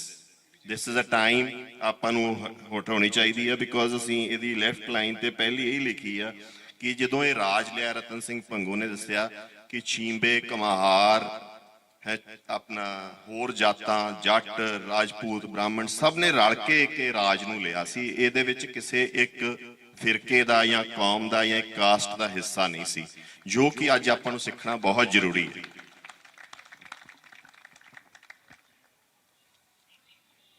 ਬੜੀ ਹਿਊਮਿਲਿਟੀ ਹੈ ਤੁਹਾਡੇ ਚ ਤੁਸੀਂ ਐਕਸੈਪਟ ਕੀਤਾ ਆਈ ਥਿੰਕ ਮੈਂ ਨੈਕਸਟ ਥੋੜਾ ਜਿਹਾ ਡਿਫਰੈਂਟ ਤੁਹਾਡੇ ਨਾਲ ਮੈਂ ਸਵਾਲ ਕਰਦਾ ਵੀ ਇਹਦੀ ਥੋੜੀ ਸਾਨੂੰ ਕਿਤਾਬ ਦੀ ਸ਼ੁਰੂਆਤ ਤੇ ਅਬਦਾਲੀ ਦੀ actual journey from his first invasion to the last invasion ਆਪਾਂ ਉਹਦੀ ਗੱਲ ਕਰਾਂਗੇ ਉੱਥੇ ਤੱਕ ਤਾਂ ਕਿ ਉਹ ਜਦੋਂ ਤੱਕ ਉਹ ਵਾਕਈ his Palanquin trembled ਤੇ ਉਸ ਤੋਂ ਬਾਅਦ ਉਹ ਨਹੀਂ ਆਇਆ ਵਾਪਸ ਆਪਾਂ ਉੱਥੇ ਤੱਕ ਦੀ ਗੱਲ ਕਰਾਂਗੇ ਸੋ ਤੁਸੀਂ ਸਾਨੂੰ just take us through this journey ਕਿ ਉਹਨੇ ਇੰਨਾ ਈਜ਼ੀ ਕਿਉਂ ਮਹਿਸੂਸ ਕੀਤਾ even though 800 ਸਾਲ ਮੁਗਲਾਂ ਦਾ ਸਾਡੇ ਤੇ ਹਮੇਸ਼ਾ ਹੀ ਹਮਲਾਵਾਰ ਹੋਣਾ ਤੇ ਅਸੀਂ ਇੱਕ ਬੜੀ ਸਬਡਿਊਡ ਤੇ ਸਪਰੈਸਡ ਕਮਿਊਨਿਟੀ ਸੀਗੇ ਇੱਥੇ ਤੇ ਇਹ ਤੁਸੀਂ ਸਾਨੂੰ ਉਹਨਾਂ ਦੀ ਉਹਦੀ ਥਾਟ ਪ੍ਰੋਸੈਸ ਤੇ ਉਹਦਾ ਕੀ ਆਬਜੈਕਟਿਵ ਕੀ ਸੀਗਾ ਕਿ ਅਸੀਂ ਹਿੰਦੁਸਤਾਨ ਦਾ ਇਹ ਹਿੱਸਾ ਜਿਹੜਾ ਹੈ ਉਹਨੂੰ ਆਪ ਦੀ ਗਵਰਨੈਂਸ 'ਚ ਲਿਆਉਣਾ ਇੱਕ ਉਹਨੇ ਕਿਉਂ ਇਹਦੀ ਇੰਨੀ ਇੰਪੋਰਟੈਂਸ ਸਮਝੀ ਪਹਿਲੀ ਗੱਲ ਤੇ ਇਹ ਹੈ ਕਿ ਅਬਦਾਲੀ ਆਪਦੇ ਆਪ ਨੂੰ ਸਕਸੈਸਰ ਸਮਝਦਾ ਸੀ ਨਾਦਰ ਸ਼ਾਹ ਦੇ ਰੂਲ ਦਾ ਤੇ ਨਾਦਰ ਸ਼ਾਹ ਨੇ ਆਪਣਾ ਜਿਹੜਾ ਟਰਾਂਸ ਸਤਲੁਜ ਏਰੀਆ ਸੀ ਉਹ ਇੰਡਸ ਏਰੀਆ ਸੀ ਉਹ ਮੁਗਲਾਂ ਤੋਂ ਲੈ ਲਿਆ ਸੀ ਫਿਰ ਉਹਨੇ ਕੁਝ ਫਰਟਾਈਲ ਡਿਸਟ੍ਰਿਕਟਸ ਵੀ ਲਏ ਸੀ ਬਟ ਇਹ ਸਾਰੀਆਂ ਗੱਲਾਂ ਨੂੰ ਛੱਡ ਦਿਓ ਤੁਸੀਂ ਸਭ ਤੋਂ ਇੰਪੋਰਟੈਂਟ ਜਿਹੜੀ ਗੱਲ ਸੀ ਕਿ ਉਹਦੀ ਇਹ ਇਕਨੋਮਿਕ ਨੀਡ ਸੀ ਕਿ ਉਹਨੂੰ ਇੱਕ ਜ਼ਰਖੇਜ਼ ਇਲਾਕਾ ਚਾਹੀਦਾ ਸੀ ਜਿੱਥੋਂ ਉਹਦੇ ਪ੍ਰੋਡਕਟਿਵ ਉਹਨੂੰ ਖੇਤੀ ਦਾ ਮਿਲ ਜਾਏ ਇਸੇ ਚੀਜ਼ ਨੂੰ ਅੰਗਰੇਜ਼ਾਂ ਨੇ ਵੀ ਲੇਟਰ ਔਨ ਆ ਕੇ ਐਕਸਪਲੋਇਟ ਕੀਤਾ ਤੇ ਆਪਾਂ ਅੱਜ ਤੱਕ ਉਹਦਾ ਖਮਿਆਜ਼ਾ ਭੁਗਤ ਰਹੇ ਹਾਂ ਕਿ ਸਾਨੂੰ ਦੋ ਚੀਜ਼ਾਂ ਵਾਸਤੇ ਐਕਸਪਲੋਇਟ ਕੀਤਾ ਗਿਆ ਹਮੇਸ਼ਾ ਮੈਨ ਪਾਵਰ ਵਾਸਤੇ ਹੈ ਤੇ ਫੂਡ ਗ੍ਰੇਨ ਵਾਸਤੇ ਅੱਜ ਵੀ ਤੇ ਅੰਗਰੇਜ਼ ਨੇ ਸਾਡੇ ਲੋਕਾਂ ਨੂੰ ਮੈਨ ਪਾਵਰ ਵੀ ਯੂਜ਼ ਕੀਤੀ ਤੇ ਫੂਡ ਗ੍ਰੇਨ ਵਾਸਤੇ ਵੀ ਸਾਨੂੰ ਯੂਜ਼ ਕੀਤਾ ਸਾਨੂੰ ਜੇ ਉਹਨਾਂ ਨੇ ਕਨਾਲ ਸਿਸਟਮ ਦਿੱਤਾ ਤਾਂ ਉਹਨਾਂ ਨੇ ਉਹਦੇ ਅਗੇਂਸਟ ਫੂਡ ਵੀ ਲਿਆ ਸਾਡੇ ਤੋਂ ਸਾਨੂੰ ਟੈਕਸ ਵੀ ਕੀਤਾ ਉੱਥੇ ਠੀਕ ਆ ਪ੍ਰੋ ਐਂਡ ਉਹਦੇ ਵਿੱਚ ਸਾਨੂੰ ਵੀ ਐਡਵਾਂਟੇਜਸ ਹੋਈਆਂ ਇਹ ਨਹੀਂ ਹੁੰਦੀਆਂ ਫਾਲ ਆਊਟ ਐਡਵਾਂਟੇਜਸ ਹੁੰਦੀਆਂ ਹੀ ਆ ਤੇ ਅੱਜ ਵੀ ਸਾਡੀ ਜਵਾਨੀ ਨੂੰ ਜਿਹੜਾ ਉਹ ਯੂਜ਼ ਕੀਤਾ ਜਾ ਰਿਹਾ ਵੈਸਟ ਵੱਲ ਫॉर ਅ ਸਕਿਲਡ ਔਰ ਸੈਮੀ ਸਕਿਲਡ ਲੇਬਰ ਅੱਜ ਮੈਡਮ ਇਹ ਗੱਲ ਕਰ ਰਹੇ ਸੀਗੇ ਸੁਨਾਨ ਕਿ ਵੀ ਨੀਲਿਜ਼ਮ ਕਿਵੇਂ ਰਨ ਕਰਦਾ ਕਿ ਚੰਗਾ ਪੜ੍ਹਿਆ ਲਿਖਿਆ ਮੁੰਡਾ ਇੱਥੋਂ ਜਾ ਕੇ ਉੱਥੇ ਟੈਕਸੀਆਂ ਜਾਂ ਬੱਸਾਂ ਚਲਾਉਂਦੇ ਹੈਗੇ ਆ ਸੋ ਉਹ ਹੀ ਪਰਪਸ ਅਬਦਾਲੀ ਦਾ ਸੀਗਾ ਅਬਦਾਲੀ ਵੀ ਇਹਨੂੰ ਇਕਨੋਮਿਕ ਬੇਸ ਵਾਂਗੂ ਯੂਜ਼ ਕਰਨਾ ਚਾਹੁੰਦਾ ਸੀ ਕਿਉਂਕਿ ਅਫਗਾਨਿਸਤਾਨ ਦੇ ਪਹਾੜਾਂ ਦੇ ਵਿੱਚ ਪ੍ਰੋਡਕਟਿਵ ਇਕਨੋਮਿਕਸ ਕੋਈ ਨਿਕਲਦੀ ਨਹੀਂ ਸੀਗੀ ਤੇ ਹੌਲੀ ਹੌਲੀ ਉਹ ਐਂਬੀਸ਼ੀਅਸ ਹੁੰਦਾ ਗਿਆ ਜਦੋਂ ਉਹਨੇ ਮੁਗਲ ਸਟੇਟ ਨੂੰ ਕਮਜ਼ੋਰ ਵੇਖਿਆ ਉਹ ਗਾਂ ਵੱਧਦਾ ਗਿਆ ਬਟ ਅਬਦਾਲੀ ਨੂੰ ਜਿਸ ਤਰੀਕੇ ਨਾਲ ਆਪਾਂ ਪੋਰਟਰੇ ਕਰਦੇ ਆਏ ਆ ਤੇ ਉਹਦੇ ਰਿਸਪੌਂਸ 'ਚ ਹੀ ਸਿੱਖ ਪੋਰਟਰੇ ਹੁੰਦੇ ਆਏ ਆ ਉਸ ਚੀਜ਼ ਨੂੰ ਅਸੀਂ ਇਹਦੇ ਵਿੱਚ ਬਦਲਣ ਦੀ ਕੋਸ਼ਿਸ਼ ਕੀਤੀ ਆ ਅਬਦਾਲੀ ਇਕੱਲਾ ਜ਼ਾਲਮ ਨਹੀਂ ਸੀ ਉਹਦਾ ਸਭ ਤੋਂ ਵੱਡਾ ਸਟਰੈਂਥ ਹੀ ਉਹਦੀ ਕਲੇਮੈਂਸੀ ਸੀ ਸਿੱਖਾਂ ਨਾਲ ਜ਼ਾਲਮ ਹੋਇਆ ਜਾਂ ਖਾਲਸੇ ਨਾਲ ਜ਼ਾਲਮ ਹੋਇਆ ਅਲੱਗ ਗੱਲ ਆ ਪਰ ਉਹ ਬਹੁਤ ਹੀ ਦਰਿਆ ਦਿਲ ਤੇ ਮਾਫ ਕਰਨ ਵਾਲਾ ਆਦਮੀ ਸੀਗਾ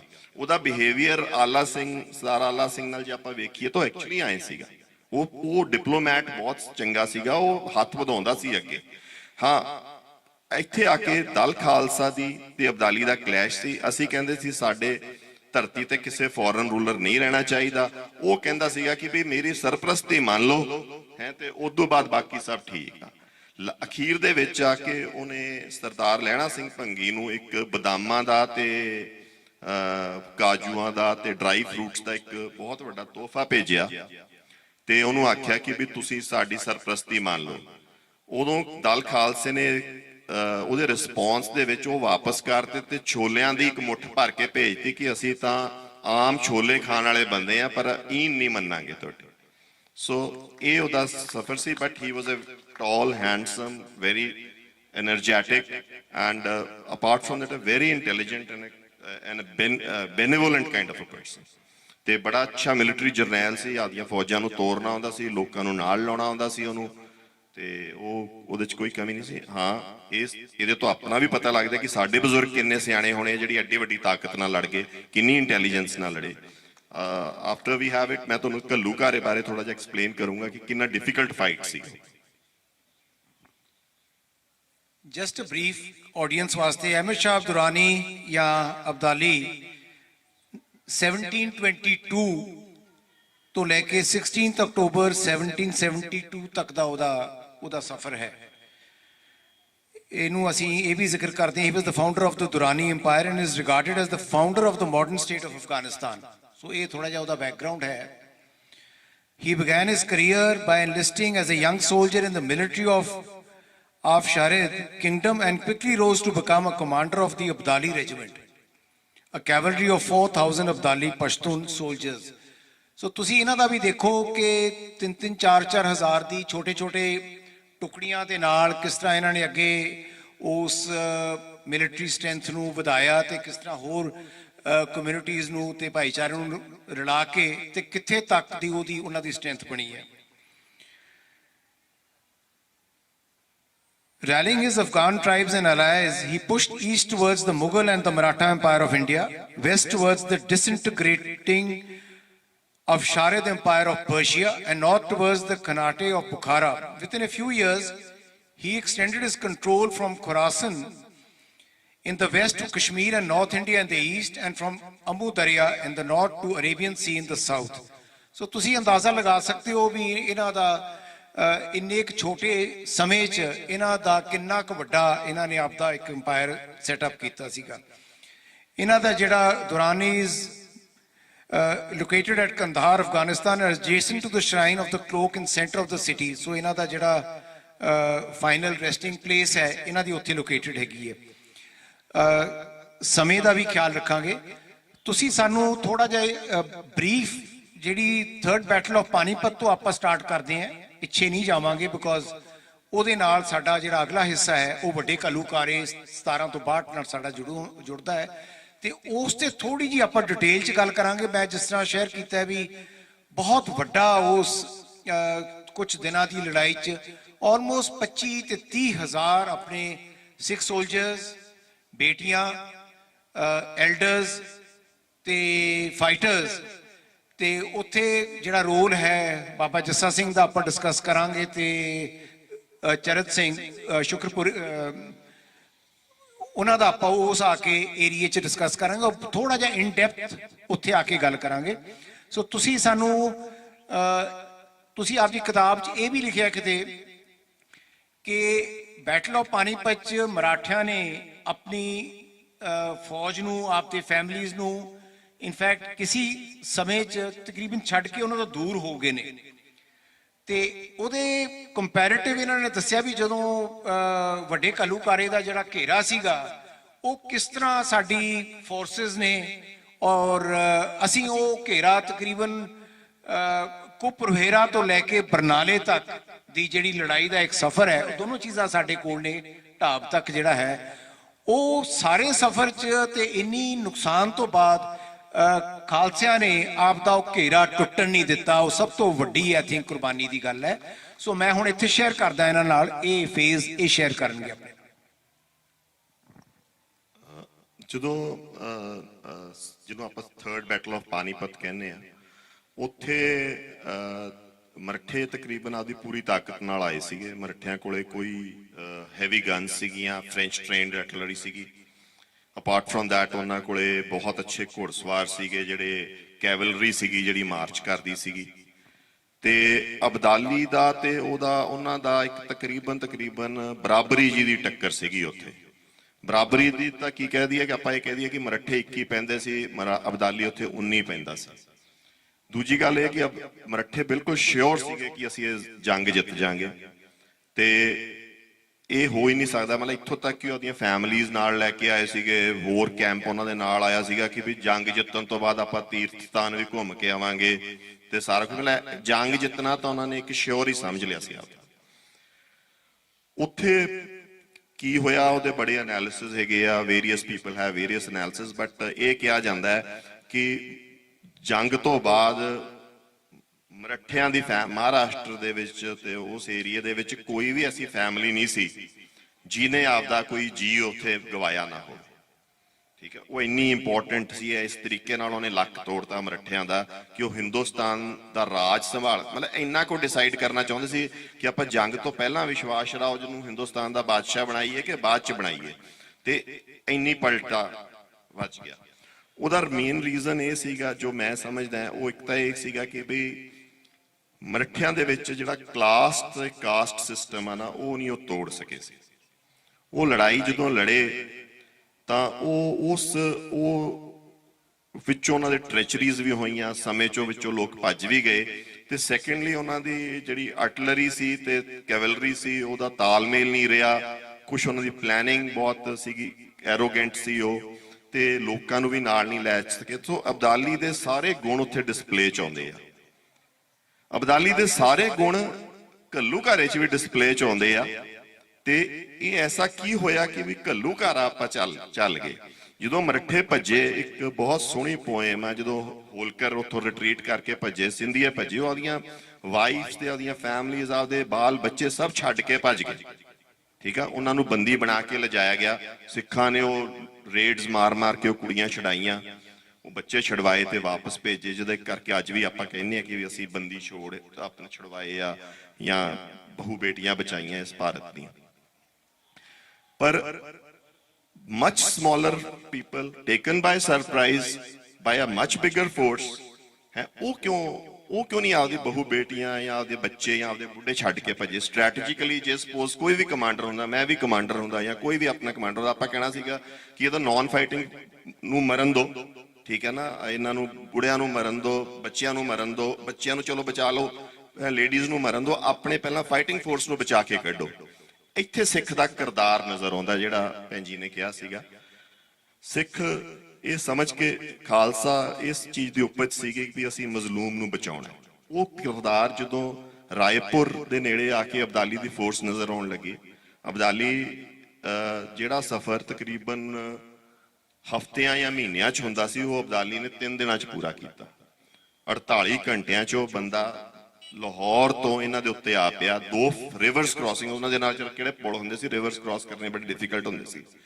ਤੇ ਵੈਸੇ ਤੁਸੀਂ ਪਿਕਚਰਾਂ 'ਚ ਤਾਂ ਵੇਖਿਆ ਹੋਣਾ ਕਿ ਘੋੜਾ ਭੱਜਦਾ ਹੁੰਦਾ, ਵੈਸੇ ਘੋੜੇ ਦੀ ਜਿਹੜੀ ਮਾਰ ਹੁੰਦੀ ਉਹ 1 ਮੀਲ 1.5 ਮੀਲ ਹੁੰਦੀ ਆ, ਉਸ ਤੋਂ ਬਾਅਦ ਘੋੜਾ ਥੱਕ ਜਾਂਦਾ ਪੂਰੀ ਗੈਲਪ ਤੇ। ਸੋ ਦੇ ਯੂਜ਼ਡ ਟੂ ਕਮ ਔਨ ਮਿਊਲਸ ਤੇ ਆਉਂਦੇ ਹੁੰਦੇ ਸੀ, ਤੇ ਫਿਰ ਨੇੜੇ ਆ ਕੇ ਜਦੋਂ ਚਾਰਜ ਕਰਨਾ ਹੁੰਦਾ ਸੀ ਮੇਨ ਬੈਟਲ 'ਚ, ਤੇ ਉਦੋਂ ਹਾਰਸ ਤੇ ਬੈਠ ਕੇ ਚਾਰਜ ਕਰਦੇ ਸੀ, ਬਿਕੋਜ਼ ਹਾਰਸ ਦੀ ਹਾਈਟ ਜ਼ਿਆਦਾ ਹੁੰਦੀ ਆ ਤੇ ਉਹਦੇ ਤੋਂ ਤੁਸੀਂ ਹਿੱਟ ਜ਼ਿਆਦਾ ਕਰ ਸਕਦੇ। ਉਹਦੇ ਕੰਪੇਅਰ ਟੂ ਦੈਟ ਦਲ ਖਾਲਸੇ ਕੋਲੇ ਹਾਰਸਸ ਹੈ ਨਹੀਂ ਸੀ, ਮੋਰ ਔਰ ਲੈਸ ਜੇ ਹਾਰਸਸ ਸੀ, ਬਹੁਤ ਵੀਕਰ ਟਾਈਪ ਆਫ ਹਾਰਸਸ ਸੀਗੇ, ਹਾਰਸਸ ਦੀ ਹਾਈਟ ਸੀ ਜਾਂ ਮਿਊਲ ਸੀਗੇ। ਸੋ ਅਫਗਾਨ ਸੋਲਜਰ ਉੱਤੇ ਸੀਗਾ, ਉਹਦੇ ਨਾਲ ਹਾਵੀ ਸੀ। ਸੈਕੰਡ, ਲੋਕਲ ਸਪੋਰਟ ਬੜੀ ਸੀ, ਨਵਾਬ ਮਲੇਰਕੋਟਲੇ ਦੀ ਸਪੋਰਟ ਸੀ, ਸਰਹੰਦ ਦੀ ਸਪੋਰਟ ਸੀਗੀ, ਤੇ ਥੋੜਾ ਜਿਹਾ ਇਹ ਕਿਹਾ ਜਾਂਦਾ ਵੀ ਆਲਾ ਸਿੰਘ ਇਨਡਿਸਿਸਿਵ ਰਹਿ ਗਿਆ ਜਾਂ ਬੈਟਲ ਤੋਂ ਪਾਸੇ ਹੋ ਗਿਆ, ਨਾ ਉਹ ਸਿੱਖਾਂ ਲਾਇਆ ਨਾ ਉਧਰ ਆਏ, ਠੀਕ ਹੈ। ਬਟ ਇਹ ਹੈ ਕਿ ਉਹਨਾਂ ਨੇ ਇਮੀਡੀਏਟਲੀ, ਮਤਲਬ ਹਲੇ ਸਵੇਰੇ ਉੱਠੇ ਸੀ ਜਦੋਂ ਉਹਨਾਂ ਨੇ ਗਿਲਜ਼ਈ ਪਠਾਨ ਵੇਖੇ, ਉਹਨਾਂ ਨੇ ਸੋਚਿਆ ਕਿ ਵੀ ਇਹ ਤਾਂ ਮਤਲਬ ਦਰਖਤ ਹੈਗੇ ਆ ਲਾਲ, ਬਟ ਅਚਾਨਕ ਉਹ ਆ ਪਏ। ਅਚਾਨਕ ਆਉਂਦੇ ਸਾਰ ਹੀ ਉਹਨਾਂ ਨੇ ਇੱਕ ਮੂਵਿੰਗ ਫੋਰਟਰੈਸ ਬਣਾਇਆ, ਆਸੇ ਪਾਸੇ ਆਪਦੇ ਬਾਲ ਬੱਚੇ ਸੈਂਟਰ 'ਚ ਕੀਤੇ ਤੇ ਆਸੇ ਪਾਸੇ ਘੋੜੇ ਮੂਵ ਕਰਨੇ ਸ਼ੁਰੂ ਕੀਤੇ। ਇਹ ਬਹੁਤ ਡਿਫਿਕਲਟ ਟਾਸਕ ਆ ਕਿਸੇ ਫੌਜ ਵਾਸਤੇ, ਆਪਦੇ ਬੰਦਿਆਂ ਨੂੰ ਇਹ ਰਿਟਰੀਟ ਕਰਾਉਣਾ। ਹਾਂਜੀ, ਮੈਂ ਥੋੜਾ ਜਿਹਾ ਇੱਥੇ ਇੰਟਰਪਟ ਕਰਾਂਗਾ just for a brief minute, ਕਿ ਇਹਦਾ ਥੋੜਾ ਜਿਹਾ ਬੈਕਗ੍ਰਾਉਂਡ ਆਪਾਂ ਸਮਝ ਲਈਏ ਕਿ ਇੰਨੀ ਲਾਰਜ ਫੋਰਸ ਜਿਹੜੀ ਹੈ ਰਿਟਰੀਟ ਕਿਸ ਤਰ੍ਹਾਂ ਕਰ ਰਹੇ ਸੀ, ਤੇ ਇਹ ਕਿਸ ਤਰ੍ਹਾਂ ਇੰਨਾ ਪੋਸੀਬਲ ਸੀਗਾ ਕਿ ਆਲਮੋਸਟ 50,000 ਜਾਂ 70,000 ਦੀ ਫੋਰਸ ਅਸੀਂ ਇੱਥੇ ਵੱਡੇ ਘੱਲੂਘਾਰੇ ਦੇ ਸਥਾਨ ਤੇ ਕਿਸ ਤਰ੍ਹਾਂ ਪਹੁੰਚੇ ਹੈ। What is the background behind ਐਡੀ ਵੱਡੀ ਮੂਵਿੰਗ ਫੋਰਸ ਨੂੰ। ਸੋ ਉਹ ਮੈਂ ਇੱਕ ਵਾਰ ਜਰਾ ਦੁਬਾਰਾ ਅਜੇ ਉਹਨਾਂ ਨੂੰ ਸ਼ੇਅਰ ਕਰਾਂਗਾ ਵੀ ਜਿਹੜਾ ਘੇਰਾ ਬਟਾਲੇ ਵਾਲਾ ਹੈਗਾ, ਜਿੱਥੇ ਇਹ ਸਾਰੀਆਂ ਫੋਰਸਿਸ ਉਦੋਂ ਗਈਆਂ ਹੋਈਆਂ ਸੀਗੀਆਂ, ਤੇ ਅਬਦਾਲੀ ਦਾ ਜਦੋਂ ਪਤਾ ਲੱਗਿਆ ਵੀ ਅਬਦਾਲੀ ਉੱਥੋਂ ਕ੍ਰਾਸ ਕਰਕੇ ਲਾਹੌਰ ਤੋਂ ਨਜ਼ਦੀਕ ਆ ਰਹੇ ਨੇ, ਇਹ ਸਾਰੀਆਂ ਫੋਰਸਿਸ ਪੰਜਾਬ ਦੇ ਸੁੱਕੇ ਇਲਾਕੇ ਵੱਲ ਨੂੰ ਉੱਥੋਂ ਤੁਰ ਪੈਂਦੀਆਂ ਨੇ। ਅਦਰਵਾਈਜ਼ ਇੰਨੀ ਵੱਡੀ ਗੈਦਰਿੰਗ ਪੋਸੀਬਲ ਹੀ ਨਹੀਂ ਸੀਗੀ। ਤੇ ਬੱਚੇ ਤੇ ਲੇਡੀਜ਼ ਉਹ ਵੀ ਇਸ ਕਰਕੇ ਨਾਲ ਸੀ ਕਿਉਂਕਿ ਜਦੋਂ ਘੇਰਾਬੰਦੀ ਹੁੰਦੀ ਸੀਗੀ ਉਦੋਂ ਕਈ ਮਹੀਨਿਆਂ ਬੱਧੀ ਸਮਾਂ ਲੱਗਦਾ ਸੀਗਾ ਕਿਲਿਆਂ ਨੂੰ ਤੋੜਨ ਦਾ ਤੇ ਉਸ ਕਿਸਮ ਦੀ ਫੋਰਟਰੈਸ ਨੂੰ ਉਹਦੇ ਵਿੱਚ ਤੁਸੀਂ ਪੈਨੀਟ੍ਰੇਟ ਕਰਨ ਦਾ।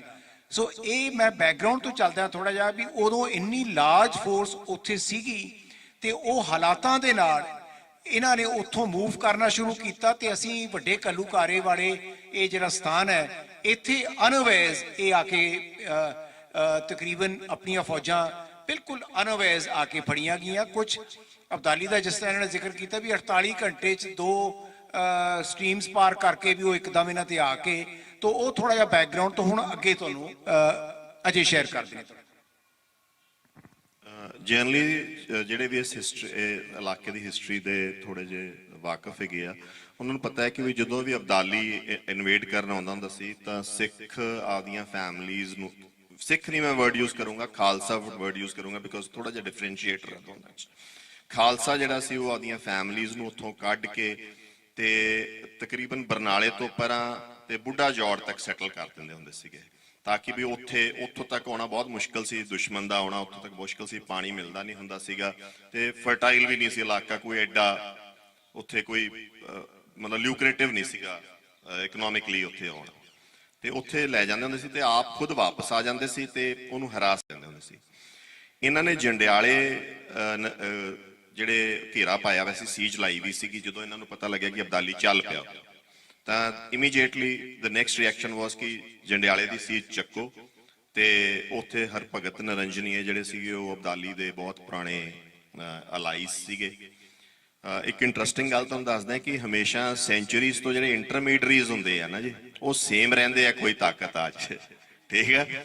ਉਹ ਚਾਹੇ ਉਹ ਅੱਜ ਵੀ ਉਹੀ ਹੈਗੇ ਆ ਹੈ, ਅੰਗਰੇਜ਼ ਵੇਲੇ ਵੀ ਉਹੀ ਸੀ। ਉਹ ਆ ਅਖੀਰ ਮਤਲਬ ਜਿਹੜੇ ਪਲਟੀ ਲਿਆਉਣ ਵਾਲੇ ਹੁੰਦੇ ਉਹ ਪਾਸੇ ਹੋ ਜਾਂਦੇ ਆ, ਬਾਕੀ ਇੰਟਰਮੀਡੀਏਟਰੀਜ਼ ਦੁਬਾਰਾ ਰਾਜ ਕਰਨ ਆ ਜਾਂਦੇ। ਸੋ ਹਰਭਗਤ ਨਰੰਜਨੀਏ ਉਦੋਂ ਸੀਗੇ ਤੇ ਇਹਨਾਂ ਨੇ ਸੀਜ ਚੱਕ ਕੇ ਹੌਲੀ ਹੌਲੀ ਫੈਮਲੀਜ਼ ਨੂੰ ਇੱਧਰ ਮੂਵ ਕਰਨਾ ਸ਼ੁਰੂ ਕੀਤਾ। ਉਹਨੂੰ ਇਹ ਸੀਗਾ ਕਿ ਵੀ ਮੈਂ ਪਹਿਲਾਂ ਇਹਨਾਂ ਨੂੰ ਉਸ ਇਲਾਕੇ 'ਚ ਵੜਨ ਤੋਂ ਪਹਿਲਾਂ ਇਹਨਾਂ ਦੀ ਲੱਕ ਭੰਨਦਾ ਇੱਥੇ। ਮਤਲਬ ਇਹਨੂੰ ਆਪਾਂ ਹਿਸਟੋਰੀਕਲੀ ਇਹਨੂੰ ਸਪੈਕਟੀਕਲ ਕਿਹਾ ਜਾਂਦਾ, ਸਪੈਕਟੀਕਲ ਕ੍ਰੀਏਟ ਕਰਨ ਦੀ ਕੋਸ਼ਿਸ਼ ਸੀਗੀ। ਮੈਂ ਮਾਡਰਨ ਹਿਸਟਰੀ 'ਚ ਤਾਂ ਨਹੀਂ ਸਪੈਕਟੀਕਲ 'ਚ ਜਾਊਂਗਾ, ਤੁਸੀਂ ਆਪ ਸਮਝ ਜਾਓਗੇ ਕਦੋਂ ਕ੍ਰੀਏਟ ਹੋਇਆ। ਬਟ ਇੱਕ ਇੱਥੇ ਮਲੇਰਕੋਟਲੇ ਦੇ ਨੇੜੇ ਕੂਕਿਆਂ ਨੂੰ ਤੋਪਾਂ ਨਾਲ ਉਡਾਇਆ ਗਿਆ ਸੀ। ਉਹ ਅੰਦਰ ਫੜ ਕੇ ਫਾਂਸੀ ਵੀ ਦਿੱਤੇ ਜਾ ਸਕਦੇ ਸੀ, ਮਾਰੇ ਵੀ ਜਾ ਸਕਦੇ ਸੀ, ਪਰ ਤੋਪਾਂ ਨਾਲ ਕਿਉਂ ਉਡਾਇਆ ਗਿਆ? That is to create a spectacle amongst the public ਕਿ ਆ ਕਰਾਂਗੇ ਜੇ ਤੁਹਾਡੇ ਨਾਲ ਤੁਸੀਂ ਕੁਝ ਕੀਤਾ। Fear create ਕਰ। Jallianwala was that way a spectacle created by the British ਕਿ ਵੀ ਤੁਹਾਡੇ ਉੱਤੇ ਅਸੀਂ ਆ ਕਰ ਸਕਦੇ ਹਾਂ ਜ਼ੁਲਮ ਤੇ ਸ਼ਾਂਤੀ ਕਰ ਦਿਓ। ਮਾਡਰਨ ਟਾਈਮਸ 'ਚ ਵੀ ਸਿੱਖਾਂ ਤੇ ਇਹ ਸਪੈਕਟੀਕਲਸ ਕ੍ਰੀਏਟ ਹੋਏ ਆ ਆਫਟਰ ਇੰਡੀਪੈਂਡੈਂਸ ਤੇ ਉਹ ਇੱਕ ਸਪੈਕਟੀਕਲ ਹੀ ਕ੍ਰੀਏਟ ਕਰਨਾ ਚਾਹੁੰਦਾ ਸੀਗਾ ਕਿ ਵੀ ਮੈਂ ਤੁਹਾਡੇ ਨਾਲ ਆ ਜ਼ੁਲਮ ਕਰ ਸਕਦਾ, ਠੀਕ ਹੈ ਜੀ। ਤੇ ਉਹ ਪੂਰੀ ਟੋਟਲ ਐਨੀਹਿਲੇਸ਼ਨ ਕਰਨਾ ਚਾਹੁੰਦਾ ਸੀਗਾ ਕਿ ਇਹਨਾਂ ਨੂੰ ਬਿਲਕੁਲ ਮਲੀਆਮੇਟ ਹੀ ਇੰਨੀ ਬੁਰੀ ਤਰ੍ਹਾਂ ਡੈਸੀਮੇਟ ਕਰ ਦਿਓ ਕਿ ਇਹ ਖੜੇ ਹੀ ਨਾ ਹੋ ਸਕਣ ਕੋਈ ਅਗਲੇ 30 40 50 ਸਾਲ। So that was a reason ਉਹ ਇਹ ਕਲੈਕਟਡ ਸੀਗੇ ਐਸਕੇਪ ਕਰਨ ਵਾਸਤੇ, ਉਹ ਜਲਦੀ ਆ ਪਿਆ ਇਸੇ ਕਰਕੇ। That is primarily a reason. Raipur ਤੋਂ ਤਕਰੀਬਨ ਲੜਾਈ ਸ਼ੁਰੂ ਹੋਈ। ਜ਼ਿਆਦਾ ਗਹਿ ਵਿੱਚ ਆਪਣੇ ਕੋਪਰੇ ਹੀੜੇ ਦੇ ਮੈਦਾਨ ਦੇ ਵਿੱਚ ਹੋਈ। ਇਹ ਰੰਗੜਾਂ ਦਾ ਪਿੰਡ ਸੀਗਾ, ਰੰਗੜ ਮੁਸਲਮਾਨਾਂ ਦਾ। ਨਾਟ ਓਨਲੀ ਅਬਦਾਲੀ ਨੇ ਡੈਮੇਜ ਕੀਤਾ ਉੱਥੇ ਪਿੰਡ ਦੇ ਲੋਕਾਂ ਨੇ ਵੀ ਬਹੁਤ ਲੋਕਾਂ ਨੂੰ, ਸਿੱਖਾਂ ਨੂੰ ਤੇ ਉਸ ਫੈਮਲੀਜ਼ ਨੂੰ ਤੇ ਉਹਨਾਂ ਨੂੰ ਮਾਰਿਆ। ਤੇ ਲੜਾਈ ਹੁੰਦੀ ਗਈ। ਕੁਤਬੋ ਬਾਹਮਣੀ 2 ਪਿੰਡ ਹੈਗੇ ਆ, ਮੈਂ ਕਿਹਾ ਸ਼ੇਰਪੁਰ ਦੇ ਨੇੜੇ ਹੈਗੇ, ਬਰਨਾਲੇ ਦੇ ਕੋਲੇ ਢਾਬ ਹੈਗੀ ਆ ਉੱਥੇ। ਉਹ ਢਾਬ ਅੱਜ ਵੀ ਤੁਸੀਂ ਦੇਖ ਸਕਦੇ ਹੋ ਬਹੁਤ ਸਮਾਲਰ ਫਾਰਮ ਦੇ ਵਿੱਚ। ਤੇ ਉਹ ਉੱਥੇ ਆ ਕੇ ਕਿਹਾ ਤਾਂ ਇਹ ਜਾਂਦਾ ਹੈ ਕਿ ਅਬਦਾਲੀ ਨੇ ਸਾਨੂੰ ਮਾਰਤਾ ਜਾਂ ਖਤਮ ਕਰਤਾ। ਮੈਂ ਇਹ ਕਹਿੰਦਾ ਕਿ ਉਹ ਸਟ੍ਰੈਟੇਜਿਕ ਵਿਕਟਰੀ ਸੀ ਖਾਲਸੇ ਦੀ ਉੱਥੇ, 2 ਰੀਜ਼ਨਸ ਕਰਕੇ। ਇੱਕ ਹਾਰ ਕੀ ਹੁੰਦੀ ਹੈ? ਹਾਰ ਇਹ ਹੁੰਦੀ ਹੈ ਕਿ ਵੀ ਮੈਨੂੰ ਕੋਈ ਆ ਕੇ ਪੈ ਜੇ ਤੇ ਮੈਂ ਇੱਥੋਂ ਮੁੱਠੀਆਂ ਭੱਜ। ਰਿਟਰੀਟ ਹਾਰ ਨਹੀਂ ਹੁੰਦੀ। ਉਹਨਾਂ ਨੇ ਆ ਕੇ ਵਾਟਰ ਪੁਆਇੰਟ ਨੂੰ ਕੈਪਚਰ ਕੀਤਾ, ਆਪਦੇ ਬੰਦਿਆਂ ਨੂੰ ਪਾਣੀ ਪਿਆਇਆ। ਪਾਣੀ ਪਿਆ ਕੇ ਜਿਸ ਆਬਜੈਕਟਿਵ ਨਾਲ ਉਹ ਤੁਰੇ ਸੀ ਕਿ ਆਪਦੀ ਫੈਮਿਲੀ ਨੂੰ ਸੇਫਟੀ ਤੇ ਪਹੁੰਚਾਉਣਾ ਹੈ, ਉਹਨੂੰ ਉੱਥੇ ਉਹਨਾਂ ਨੇ ਪਾਣੀ ਪਿਆ ਕੇ ਪਹੁੰਚਾਇਆ। ਆਪਦੇ ਪਾਣੀ ਪੀਣ ਤੋਂ ਬਾਅਦ ਉਹਨਾਂ ਨੇ ਅਫਗਾਨਾਂ ਨੂੰ ਉੱਥੇ ਪਾਣੀ ਪੀਣ ਦਿੱਤਾ। So strategically it was a victory. Second, Abdali ਇਸ ਤਰੀਕੇ ਨਾਲ ਚੱਲਿਆ ਸੀਗਾ ਕਿ ਅਸੀਂ ਇਹਨਾਂ ਨੂੰ ਇੰਨੀ ਬੁਰੀ ਤਰ੍ਹਾਂ ਡੈਸੀਮੇਟ ਕਰ ਦੂੰਗਾ ਕਿ ਇਹ ਗਾਂ ਤੋਂ ਖੜੇ ਨਹੀਂ ਹੋ ਸਕਣਗੇ। ਸਿਰਫ 6 ਮਹੀਨਿਆਂ ਬਾਅਦ ਹੀ ਸਰਹੰਦ ਫਤਿਹ ਕਰ ਲਿਆ ਸਿੱਖਾਂ ਨੇ। ਸੋ ਇਹਦਾ ਮਤਲਬ ਉਹ ਤੁਹਾਡੀ ਫਾਈਟਿੰਗ ਫੋਰਸ ਨੂੰ ਖਤਮ ਨਹੀਂ ਕਰ ਸਕਿਆ, ਤੁਹਾਡੀ ਸਪਿਰਿਟ ਨੂੰ ਨਹੀਂ ਭੰਨ ਸਕਿਆ, ਉਹਦੇ ਦੋਨੇ ਆਬਜੈਕਟਿਵਸ ਫੇਲ ਹੋ ਗਏ। ਸੋ ਉਹ ਸਟ੍ਰੈਟੇਜਿਕ ਵਿਕਟਰੀ ਸੀ ਖਾਲਸੇ ਦੀ।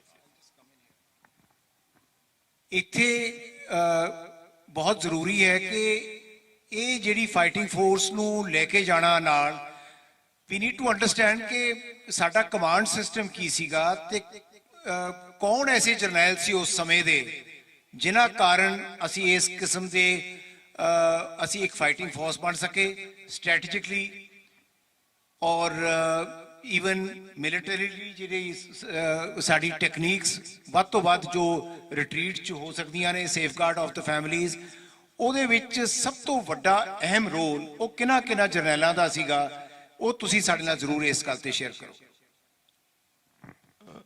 ਇਹ ਸਾਰੇ ਚੀਜ਼ ਨੂੰ ਮੈਂ 3 ਹਿੱਸਿਆਂ 'ਚ ਡਿਵਾਈਡ ਕਰਨਾ ਚਾਹੂੰਗਾ। ਪਹਿਲੀ ਗੱਲ ਤਾਂ ਜਦੋਂ ਵੀ ਕੋਈ ਫਾਈਟਿੰਗ ਫੋਰਸ ਲੜਦੀ ਆ ਜਾਂ ਕੋਈ ਵੀ ਆਪਾਂ ਕਿਤੇ ਖੜ ਕੇ ਸਟੈਂਡ ਲਾਸਟ ਸਟੈਂਡ ਦਿੰਦੇ ਆ ਤਾਂ ਕਿਸੇ ਆਈਡੀਓਲੋਜੀ ਤੇ ਬੇਸਡ ਹੋ ਕੇ ਸਟੈਂਡ ਦਿੰਦੇ ਆ। ਜਾਨ ਵਾਰਨੀ ਕੋਈ ਏਡੀ ਸੌਖਾ ਕੰਮ ਨਹੀਂ ਹੁੰਦਾ। It's a very difficult task because ਤੁਹਾਡੀ ਐਗਜ਼ਿਸਟੈਂਸ ਹੀ ਜਿਸ ਨੇਚਰ ਨੇ ਤੁਹਾਨੂੰ ਬਣਾਇਆ ਹੁੰਦਾ ਬਚਾਉਣ ਵਾਸਤੇ ਥੋੜਾ ਜਿਹਾ ਕੰਡਾ ਲੱਗੇ ਆਪਾਂ ਕਹਿੰਦੇ ਆ ਕਿ ਵੀ ਦੁਖਦਾ ਹੈ, ਤਾਂ ਆਪਦੀ ਜਾਨ ਮਾਰਨ ਵਾਸਤੇ ਆਪਾਂ ਆਈਡੀਓਲੋਜੀਕਲੀ ਬਹੁਤ ਮੋਟੀਵੇਟਿਡ ਹੋਣੇ ਚਾਹੀਦੇ। ਉਹਨਾਂ ਨੇ ਦੱਸਿਆ ਕਿ ਆਪਾਂ ਨੂੰ ਗੁਰੂਆਂ ਨੇ ਉਹ ਦੇਣ ਦਿੱਤੀ, ਪਰ ਉਸ ਤੋਂ ਬਾਅਦ ਇੱਕ ਹੋਰ ਬਹੁਤ ਵੱਡਾ ਫੈਨੋਮੀਨਾ ਹੋਇਆ। ਉਹ ਇਹ ਸੀ ਕਿ ਅਸੀਂ ਉਸ ਪ੍ਰਿੰਸੀਪਲਸ ਨੂੰ ਰਹਿਤਨਾਮਿਆਂ ਦੇ ਥਰੂ, ਤਨਖਾਹਨਾਮਿਆਂ ਦੇ ਥਰੂ ਆਪਦੇ ਅੰਦਰ ਇੰਬਾਈਬ ਕੀਤਾ। ਸਾਡੇ ਲੋਕਾਂ ਨੇ ਵਾਰਾਂ ਨਾਲ ਗਾ ਕੇ ਸਾਡੇ ਲੋਕਾਂ ਨੂੰ ਸੁਣਾਇਆ ਗਿਆ ਤੇ ਇੱਕ ਓਰਲ ਟ੍ਰੈਡੀਸ਼ਨ ਨਾਲ ਢਾਡੀ ਵਾਰਾਂ ਨੇ ਪਲੱਸ ਉਹ ਰਹਿਤਨਾਮੇ ਦੇ ਪ੍ਰਿੰਸੀਪਲਸ ਨੇ, ਉਹਨਾਂ ਨੇ ਉਹ ਟ੍ਰੈਡੀਸ਼ਨਸ ਨੂੰ ਸਾਡੇ ਅੰਦਰ ਇੰਬਾਈਬ ਕਰਾਤਾ, ਜਿਨ੍ਹਾਂ ਵਿੱਚੋਂ ਇੱਕ ਮੇਨ ਟ੍ਰੈਡੀਸ਼ਨ ਉਸ ਸਮੇਂ ਦੀ ਇਹ ਸੀ ਗੁਰਮਤਾ ਪੈਂਦਾ ਹੁੰਦਾ ਸੀ ਕਿ ਇਸ ਸਮੇਂ ਕਮਾਂਡਰ ਕੌਣ ਹੋਊਗਾ, ਕਿਸ ਬੰਦੇ ਦੀ ਗੱਲ ਸੁਣੀ ਜਾਊਗੀ। ਠੀਕ ਹੈ ਜੀ, ਉਹਦਾ ਅਸੀਂ ਬੁੱਕ 'ਚ ਵੀ ਜ਼ਿਕਰ ਕੀਤਾ ਹੈ ਕਿ ਵੀ ਕਿੱਥੇ ਤਾਂ ਅਸੀਂ ਇੰਨਾ ਕਲੈਕਟਿਵ ਡਿਸੀਜਨ ਲੈਂਦੇ। ਕਲੈਕਟਿਵ ਡਿਸੀਜਨ ਤੋਂ ਥੋੜਾ ਜਿਹਾ ਡਿਫਰੈਂਸ਼ੀਏਟ ਇਹ ਕਰੋ ਕਿ ਵੀ ਹੱਥਾਂ ਦਾ ਡਿਸੀਜਨ ਨਹੀਂ ਹੁੰਦਾ ਸੀ, ਲੌਜਿਕ ਦਾ ਤੇ ਮੈਰਿਟ ਦਾ ਡਿਸੀਜਨ ਹੁੰਦਾ ਸੀ। ਇਹ ਨਹੀਂ ਕਿ ਵੀ ਕਿੰਨੇ ਬੰਦੇ ਕਿਹੜੇ ਪਾਸੇ ਆ। ਕਈ ਵਾਰੀ ਉਹ ਜਿਹੜਾ ਗੁਰਮਤਾ ਪੈਣ ਵਾਸਤੇ ਜਿਹੜਾ ਸਰਬਤ ਖਾਲਸਾ ਹੁੰਦਾ ਸੀ ਉਹ 15-15 20-20 ਦਿਨ ਚੱਲਦਾ ਰਹਿੰਦਾ ਹੁੰਦਾ ਸੀ, ਜਿੰਨੀ ਦੇਰ ਅਸੀਂ ਸਾਰੇ ਸਹਿਮਤ ਨਹੀਂ ਹੁੰਦੇ ਸੀ। ਉਹਦਾ ਇੱਕ ਬਹੁਤ ਵੱਡਾ ਇੱਕ ਰੋਲ ਸੀ ਕਿ ਸਪਿਰਿਚੁਅਲ ਰੋਲ ਇਹ ਸੀ ਕਿ ਉਹ ਗੁਰੂ ਦੀ ਹਾਜ਼ਰੀ 'ਚ ਹੁੰਦਾ ਸੀ, ਗੁਰੂ ਗ੍ਰੰਥ ਸਾਹਿਬ ਦੀ ਹਾਜ਼ਰੀ 'ਚ ਹੁੰਦਾ ਸੀ। ਇਹਦਾ ਮਤਲਬ ਹੈ ਕਿ ਇੱਕ ਵਾਰੀ ਅਸੀਂ ਜਦੋਂ ਇਸ ਗੱਲ ਤੇ ਇਕੱਠੇ ਹੋ ਗਏ ਤਾਂ ਅਸੀਂ ਕਦੀ ਵੀ ਇਸ ਗੱਲ ਤੇ ਆਪਦੇ ਪਰਸਨਲ ਮੁਫਾਦ ਛੱਡ ਕੇ ਇਸ ਹਾਲ ਲਈ ਸਮਰਪਿਤ ਹੈਗੇ। ਤੇ ਮੇਰਾ ਖਿਆਲ ਜੇ ਸਪਿਰਿਚੁਅਲ ਫੀਲਡ ਤੋਂ ਦੇਖਿਆ ਜਾਵੇ ਤਾਂ ਉੱਥੇ ਗੁਰੂ ਦੀ ਵੀ ਬਖਸ਼ਿਸ਼ ਉਸ ਨਤੀਜੇ ਪਹੁੰਚਣ ਤੇ ਕਿਤੇ ਹੁੰਦੀ ਸੀ। ਤਾਂ ਉਹ ਆਪਾਂ ਭੁੱਲ ਗਏ ਆ ਪਾਰਲੀਮੈਂਟਰੀ ਡੈਮੋਕ੍ਰੇਸੀ 'ਚ। ਅੱਜ ਅਸੀਂ SGPC ਦੇ ਇਲੈਕਸ਼ਨ ਕਰਾਉਣੇ ਆ ਜਾਂ ਕੁਝ ਕਰਾਉਣੇ, ਅਸੀਂ ਕਹਿੰਦੇ ਕਿੰਨੇ ਬੰਦੇ ਕਿੱਧਰ ਧੜੇਬੰਦੀ ਨਹੀਂ ਅਸੀਂ ਖਤਮ ਕਰਦੇ, ਸੰਗਤ ਦਾ ਸਿਸਟਮ ਖਤਮ ਕਰਤਾ। ਤਾਂ ਉਹ ਗੁਰਮਤਾ ਪਹਿਲੀ ਗੱਲ ਤਾਂ ਪਿਆ ਉਸ ਫੀਲਡ ਦੇ ਉੱਤੇ ਕਿ ਅਸੀਂ ਕਿਵੇਂ ਲੜਨਾ ਹੈ, ਕਿ ਅਸੀਂ ਫੈਮਲੀਜ਼ ਨੂੰ ਛੱਡ ਕੇ ਭੱਜਣਾ ਹੈ, ਕਿ ਅਸੀਂ ਉਹਨੂੰ ਬਚਾ ਕੇ ਲੜਨਾ ਹੈ, ਅਸੀਂ ਕਿਵੇਂ ਲੜਨਾ। ਉਸ ਸਮੇਂ ਦੇ 2 ਕਮਾਂਡਰ ਸੀਗੇ, ਸਰ ਜੱਸਾ ਸਿੰਘ ਆਹਲੂਵਾਲੀਆ ਤੇ ਚੜਤ ਸਿੰਘ ਸੁਖਰ ਚੱਕੀਆ, ਜਿਹੜੇ ਦਾਦਾ ਜੀ ਸੀਗੇ ਰਣਜੀਤ ਸਿੰਘ ਦੇ। ਠੀਕ ਹੈ, ਉਹਨਾਂ ਨੇ ਮਤਲਬ ਹੀ was a very wonderful Muscat ਮੈਨ। ਉਹਨਾਂ ਦੇ ਨਾਲ ਤੋਪੇ ਵਾਲੀ ਤੋੜੇ ਵਾਲੀ ਬੰਦੂਕਾਂ ਹੁੰਦੀਆਂ ਸੀਗੀਆਂ, ਅੱਗੋਂ ਭਰੀਆਂ ਜਾਂਦੀਆਂ ਸੀ। ਤਕਰੀਬਨ ਇਹ ਕਿਹਾ ਜਾਂਦਾ ਹੈ ਕਿ ਵੀ 20 ਬੰਦੇ ਉਹਨਾਂ ਦੀ ਬੰਦੂਕ ਭਰਦੇ ਹੁੰਦੇ ਸੀ ਤੇ ਉਹ ਫਟਾਫਟ ਉਨੀ ਦੇਰ 'ਚ ਫਾਇਰ ਕਰ ਦਿੰਦਾ ਸੀ। ਠੀਕ ਹੈ, ਤੇ ਨਿਸ਼ਾਨਾ ਝੂਕ ਸੀ ਉਸ ਬੰਦੇ। ਕੰਪੈਰੀਟਿਵ ਟੂ ਉਧਰੋਂ ਸਰ ਜੱਸਾ ਸਿੰਘ ਆਹਲੂਵਾਲੀਆ ਦੇ ਬੋਡੀ ਤੇ ਕਹਿੰਦੇ ਆ ਪਤਾ ਨਹੀਂ ਕੋਈ 20 ਕੇ 22 ਜ਼ਖਮ ਸੀ ਉਸ ਲੜਾਈ ਤੋਂ ਬਾਅਦ। ਨਾਟ ਅ ਸਿੰਗਲ ਸਿੱਖ ਸਰਦਾਰ ਔਰ ਅ ਫਾਈਟਰ ਐਸਾ ਨਹੀਂ ਸੀ ਜਿਹਦੀ ਬੋਡੀ ਤੇ ਉਸ ਦਿਨ ਜ਼ਖਮ ਨਹੀਂ ਸੀ ਲੜਾਈ। ਸਰ ਜੱਸਾ ਸਿੰਘ ਆਹਲੂਵਾਲੀਆ ਦੇ ਆਪਦੇ ਔਲਾਦ ਨਹੀਂ ਸੀ, ਇੱਕ ਉਹਨਾਂ ਦਾ ਸਟੈਪ ਸਨ ਸੀ। ਸਰਦਾਰ ਰਤਨ ਸਿੰਘ ਭੰਗੂ ਬਹੁਤ ਸੋਹਣਾ ਲਿਖਦੇ ਆ ਕਿ ਵੀ ਉਹਨਾਂ ਨੇ ਉਹਨੂੰ ਘੋੜੀ ਦਿੱਤੀ ਕਿ ਵੀ ਤੂੰ ਹੁਣ ਗਹਿ ਗਿੱਚ ਚੋਂ ਪਾਸੇ ਹੋ ਜਾ। ਉਹ ਕਹਿੰਦਾ ਤੂੰ ਮੈਨੂੰ ਕੌਮ ਦੇ ਅੱਗੇ ਹਮੇਸ਼ਾ ਵਾਸਤੇ ਬੇਇੱਜ਼ਤ ਕਰਾਉਣ ਵਾਸਤੇ ਭਜਾਉਣਾ ਚਾਹੁੰਦਾ। ਸੋ ਇਸ ਤਰ੍ਹਾਂ ਦਾ ਜਜ਼ਬਾ ਸੀ ਉਹਨਾਂ ਦਾ। ਚੜਤ ਸਿੰਘ ਨੂੰ ਕਿਸੇ ਨੇ ਸਿੱਖਾਂ ਚੋਂ ਹੀ ਲਲਕਰਤਾ ਕਿ ਬੜਾ ਕਹਿੰਦਾ ਹੁੰਦਾ ਸੀ ਅਬਦਾਲੀ ਨੂੰ ਢਾ ਲੇਗਾ ਤੇ ਹੁਣ ਤਾਂ ਅਬਦਾਲੀ ਤੇਰੇ ਨੇੜੇ ਹੀ ਆ। ਉਹ ਐਨ ਹੈਡਲੌਂਗ ਉਹਦੇ ਮਤਲਬ ਉਹਦੇ ਕੈਂਪ ਤੱਕ ਅੰਦਰ ਵੜਨ ਤੱਕ ਗਿਆ ਜਦੋਂ ਉਹਨੂੰ ਵਾਪਸ ਬੁਲਾਇਆ ਗਿਆ ਕਿ ਨਹੀਂ ਆਪਾਂ ਨੂੰ ਇੱਥੇ ਪ੍ਰੋਟੈਕਸ਼ਨ ਦੀ ਲੋੜ ਆ। ਸੋ it was not only ideologically it was there, courage was there, but biggest and the ਉਦੋਂ ਵੀ ਵੱਡੀ ਗੱਲ ਜਿਹੜੀ ਅੱਜ ਆਪਾਂ ਭੁੱਲ ਜਾਂਦੇ ਆ ਕਿ ਉਹ ਲੜਾਈ ਬਹੁਤ ਹੀ ਇੰਟੈਲੀਜੈਂਸ ਨਾਲ ਲੜੀ ਗਈ, ਬਹੁਤ ਹੀ ਸਟ੍ਰੈਟਜਿਕਲੀ ਤਰੀਕੇ ਨਾਲ ਲੜੀ ਗਈ। ਇੱਕ ਮੂਵਿੰਗ ਫੋਰਟਰੈਸ ਬਣਾਇਆ ਗਿਆ ਜਿਹਨੂੰ ਹੌਲੀ ਹੌਲੀ ਮੂਵ ਕੀਤਾ ਗਿਆ ਘੋੜਿਆਂ ਨੂੰ, ਤੇ ਵਿਚਾਲੇ ਵਹੀਰ ਨੂੰ ਲੈ ਕੇ ਗਿਆ। ਅਬਦਾਲੀ ਨੇ ਵੀ ਉਹਨੂੰ ਭੰਨਣ ਦੀ ਬਹੁਤ ਕੋਸ਼ਿਸ਼ ਕੀਤੀ। ਸਰਦਾਰ ਰਤਨ ਸਿੰਘ ਭੰਗੂ ਨੇ ਬਹੁਤ ਸੋਹਣੇ ਤਰੀਕੇ ਨਾਲ ਉਹਨੂੰ ਲਿਖਿਆ ਹੈ। ਜੇ ਕਦੀ ਮੌਕਾ ਮਿਲੇ ਤਾਂ ਗੁਰੂ ਪੰਥ ਪ੍ਰਕਾਸ਼ ਚੋਂ ਤੁਸੀਂ ਉਹਨੂੰ ਜ਼ਰੂਰ ਪੜ੍ਹੋ, ਤੇ ਉਹਨੂੰ ਪੜ੍ਹੋਗੇ, ਉਹਨੂੰ ਜਜ਼ਬੇ ਨਾਲ ਪੜ੍ਹਿਓ, ਤੁਹਾਨੂੰ ਸਮਝ ਆਊਗੀ ਕਿ ਕੀ ਹੋਇਆ ਹੋਊਗਾ। ਠੀਕ ਹੈ ਜੀ। ਤੇ ਉਹ ਕਿਉਂਕਿ ਸਰਦਾਰ ਰਤਨ ਸਿੰਘ ਭੰਗੂ ਦੇ ਜਿਹੜੇ ਗ੍ਰੈਂਡਫਾਦਰ ਸੀ ਉਹ ਸਰਦਾਰ ਮਹਿਤਾਬ ਸਿੰਘ ਭੰਗੂ ਸੀ, ਜਿਨ੍ਹਾਂ ਨੇ ਆਪਣਾ ਮੱਸਾ ਰੰਗੜ ਦਾ ਸਿਰ ਕਲਮ ਕੀਤਾ ਸੀ ਜਾਂ ਲੈ ਕੇ ਗਏ ਸੀ, ਤੇ ਉਹਨਾਂ ਦੇ ਚਾਚਾ ਜੀ ਖੁਦ ਇਸ ਜੰਗ 'ਚ ਸੀ। ਇਨਸੀਡੈਂਟਲੀ ਮਾਈ ਸਿਸਟਰ is ਇਹਨਾਂ ਦੀ mother-in-law is from the same family, direct descendants, right? Yeah. ਅਜੇ ਉਸ ਸਮੇਂ 'ਚ ਇੱਕ ਸ਼ਹਾਦਤ ਦਾ ਵੀ ਬਹੁਤ ਵੱਡਾ ਦੌਰ ਸੀਗਾ। ਇਹ ਸਾਡੀ ਮਿਸਲ ਵੀ ਸ਼ਹੀਦਾਂ ਦੀ ਮਿਸਲ ਤੇ ਇਸ ਕਿਸਮ ਦਾ ਸ਼ਹਾਦਤ ਦਾ ਜੋ ਇੱਕ ਜਜ਼ਬਾ, ਇਹਦੀ ਸਪਿਰਿਟ ਕੀ ਸੀ ਦਲ ਖਾਲਸਾ ਤੇ ਇਹ ਸਾਡਾ ਇੱਕ ਜਿਹੜਾ ਜਜ਼ਬਾ ਸ਼ਹਾਦਤ ਦਾ ਹੈ, ਸ਼ਹੀਦੀ ਦਾ, ਉਸ ਤੇ ਗੱਲ ਕਰਾਂਗੇ। ਤੇ then I'll shift to Navjot. I'll ask her a few more questions. It's a very interesting subject. ਸਿੱਖਾਂ ਦੀ ਹਿਸਟਰੀ ਇੱਕ ਐਸੀ ਚੀਜ਼ ਹੈ ਕਿ ਆਪਾਂ 2-3 ਦਿਨ ਲੱਗੇ ਰਹੀਏ ਤਾਂ ਵੀ ਆਪਾਂ we will have topics and I can talk endlessly on this. ਸ਼ਹੀਦੀ, ਪਹਿਲੀ ਗੱਲ ਤਾਂ ਸ਼ਹਾਦਤ ਜਾਂ ਸ਼ਹੀਦੀ ਜਿਹੜੀ ਆ ਇਹ ਇੰਡੀਅਨ ਵਰਡ ਨਹੀਂਗਾ, ਇਹ ਅਰਾਬਿਕ ਵਰਡ। ਠੀਕ ਹੈ ਜੀ। ਅੱਜ ਵੀ ਕੋਰਟ ਦੇ ਵਿੱਚ ਆਪਾਂ ਜਾ ਕੇ ਇੱਕ ਵਰਡ ਯੂਜ਼ ਕਰਦੇ ਹਾਂ ਕਿ ਸ਼ਹਾਦਤ ਦੇਣੀ। ਠੀਕ ਹੈ। ਸ਼ਹਾਦਤ ਦਾ ਮਤਲਬ ਹੁੰਦਾ ਵਿਟਨੈਸ ਹੋਣਾ ਕਿਸੇ ਚੀਜ਼ ਨੂੰ, ਜਦੋਂ ਆਪਾਂ ਕਹਿੰਦੇ ਸ਼ਹਾਦਤ ਦਿੱਤੀ ਹੈ ਬੰਦੇ ਨੇ, ਵਿਟਨੈਸ ਹੈ। ਸ਼ਹੀਦ ਜਿਹੜਾ ਹੁੰਦਾ ਉਹ ਆਪ ਦੀ ਸੱਚਾਈ ਦਾ ਜਾਂ ਆਪਦੇ ਉਸ ਰਹਿਬਰ ਦਾ ਵਿਟਨੈਸ ਹੁੰਦਾ। ਠੀਕ ਹੈ। ਜਦੋਂ ਸ਼ਹਾਦਤ ਦਿੰਦਾ, ਤੇ ਸ਼ਹੀਦੀ ਜਿਹੜਾ ਵਰਡ ਆ ਇਹ ਅਰੈਬਿਕ ਵਰਡ ਆ, ਤੇ ਅਰਬਾਂ ਨੇ ਵੀ ਇਹ ਗ੍ਰੀਕਸ ਤੋਂ ਲਿਆ ਸੀ। ਉਹਨਾਂ ਦੇ ਵਿੱਚ ਵੀ ਸ਼ਹਾਦਤ ਦਾ ਕਨਸੈਪਟ ਨਹੀਂ ਸੀ। ਥੋੜਾ ਜਿਹਾ ਹੌਲੀ ਹੌਲੀ ਜਿਵੇਂ ਆਪਾਂ ਇੱਧਰ ਆਏ, ਹਿੰਦੂ ਕਲਚਰ 'ਚ ਹਿੰਦੁਸਤਾਨ ਦੇ ਵਿੱਚ ਜਾਂ ਆਪਣੇ ਸ਼ਹਾਦਤ ਹੈ ਨਹੀਂ ਸੀ, ਆਪਾਂ ਨੀਅਰੈਸਟ ਟੂ ਇਟ ਜਿਹਨੂੰ ਆਪਾਂ ਵੀਰਗਤੀ ਕਹਿੰਦੇ ਹਾਂ ਕਿ ਆਪਾਂ ਜੰਗ ਦੇ ਵਿੱਚ ਵੀਰਗਤੀ ਪ੍ਰਾਪਤ ਕਰ ਗਏ। ਠੀਕ ਹੈ। ਸ਼ਹਾਦਤ ਤੇ ਵੀਰਗਤੀ 'ਚ ਇਹ ਫਰਕ ਹੈ ਕਿ ਵੀਰਗਤੀ ਮੈਂ ਹੋ ਸਕਦਾ ਇੱਥੇ ਲੜਦਾ ਮਰ ਜਾਂ, ਵੀਰਗਤੀ ਹੋ ਗਈ, ਤੇ ਬਟ ਸ਼ਹਾਦਤ ਇਹ ਹੈ ਕਿ ਮੈਂ ਆਪਦੀ ਸੱਚਾਈ ਤੇ ਅਟਲ ਲੈ ਕੇ ਰਲਿਆ, ਮੈਂ ਉਸ ਦੀ ਰਜ਼ਾ 'ਚ ਰਹਿ ਕੇ ਸ਼ਹੀਦ ਹੋਇਆ, ਜਾਂ ਆਪਦੀ ਜਾਨ ਜਾਂ ਆਪਦੇ ਸੈਲਫ, ਜਾਨ ਤੋਂ ਵੀ ਵੱਡੀ ਗੱਲ ਮੈਂ ਆਪਦਾ ਸੈਲਫ ਦੇਤਾ।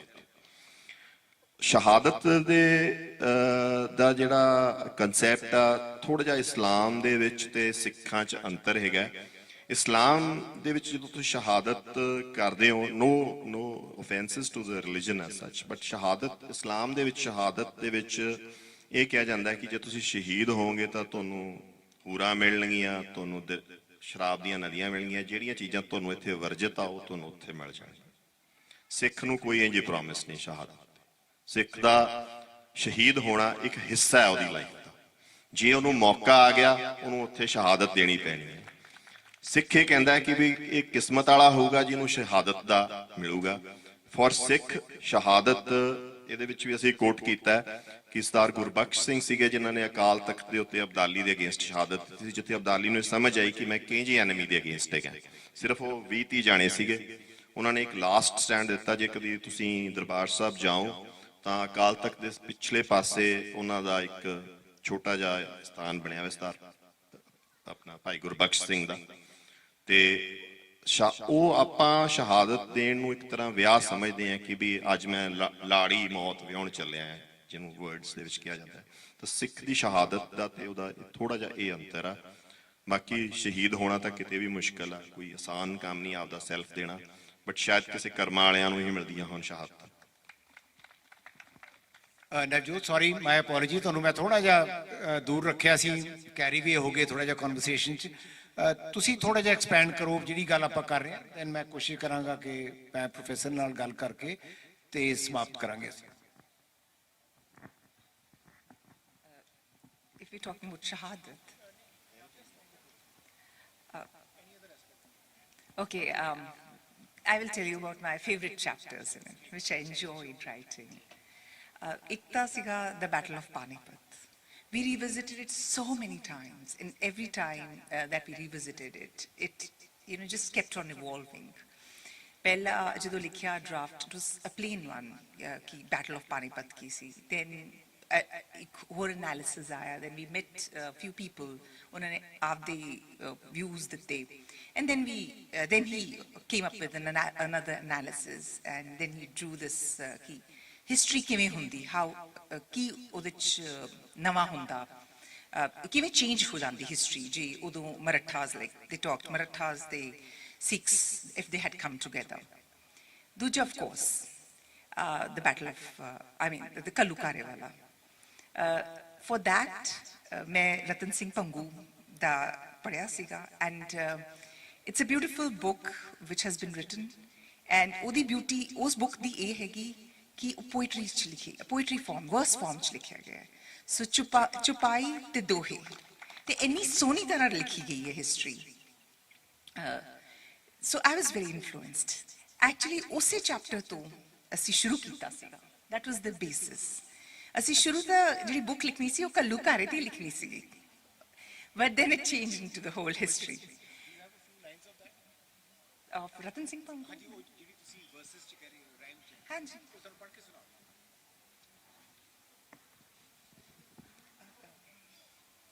ਆ ਵਾਲੀ. ਚਲ ਮੈਂ ਪੜ੍ਹਦੀ. I can.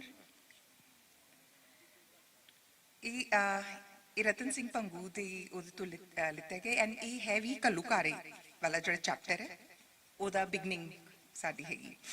ਸੁਨੋ ਬਾਤ ਅਬ ਸਿੰਘਨ ਕੀ ਕਰ ਸ਼ਾਹ ਜਿਮਕੂਟ ਕੁੱਟਤ ਮਾਰਤ ਸੋ ਥਕਿਓ ਖਾਲਸੋ ਭਇਓ ਅਖੂਟ ਖਾਲਸੋ ਭਇਓ ਅਖੂਟ ਨਦੀ ਜਿਮ ਸੰਮੇਵਾਨੀ ਅਗਲੀ ਅੱਗੇ ਤੁਰੇ ਔਰ ਜਹਬ ਆਵੇ ਪਾਣੀ. So the meaning in English, for all those who don't understand this, now listen to the story of the Singhs who were beaten by Shah.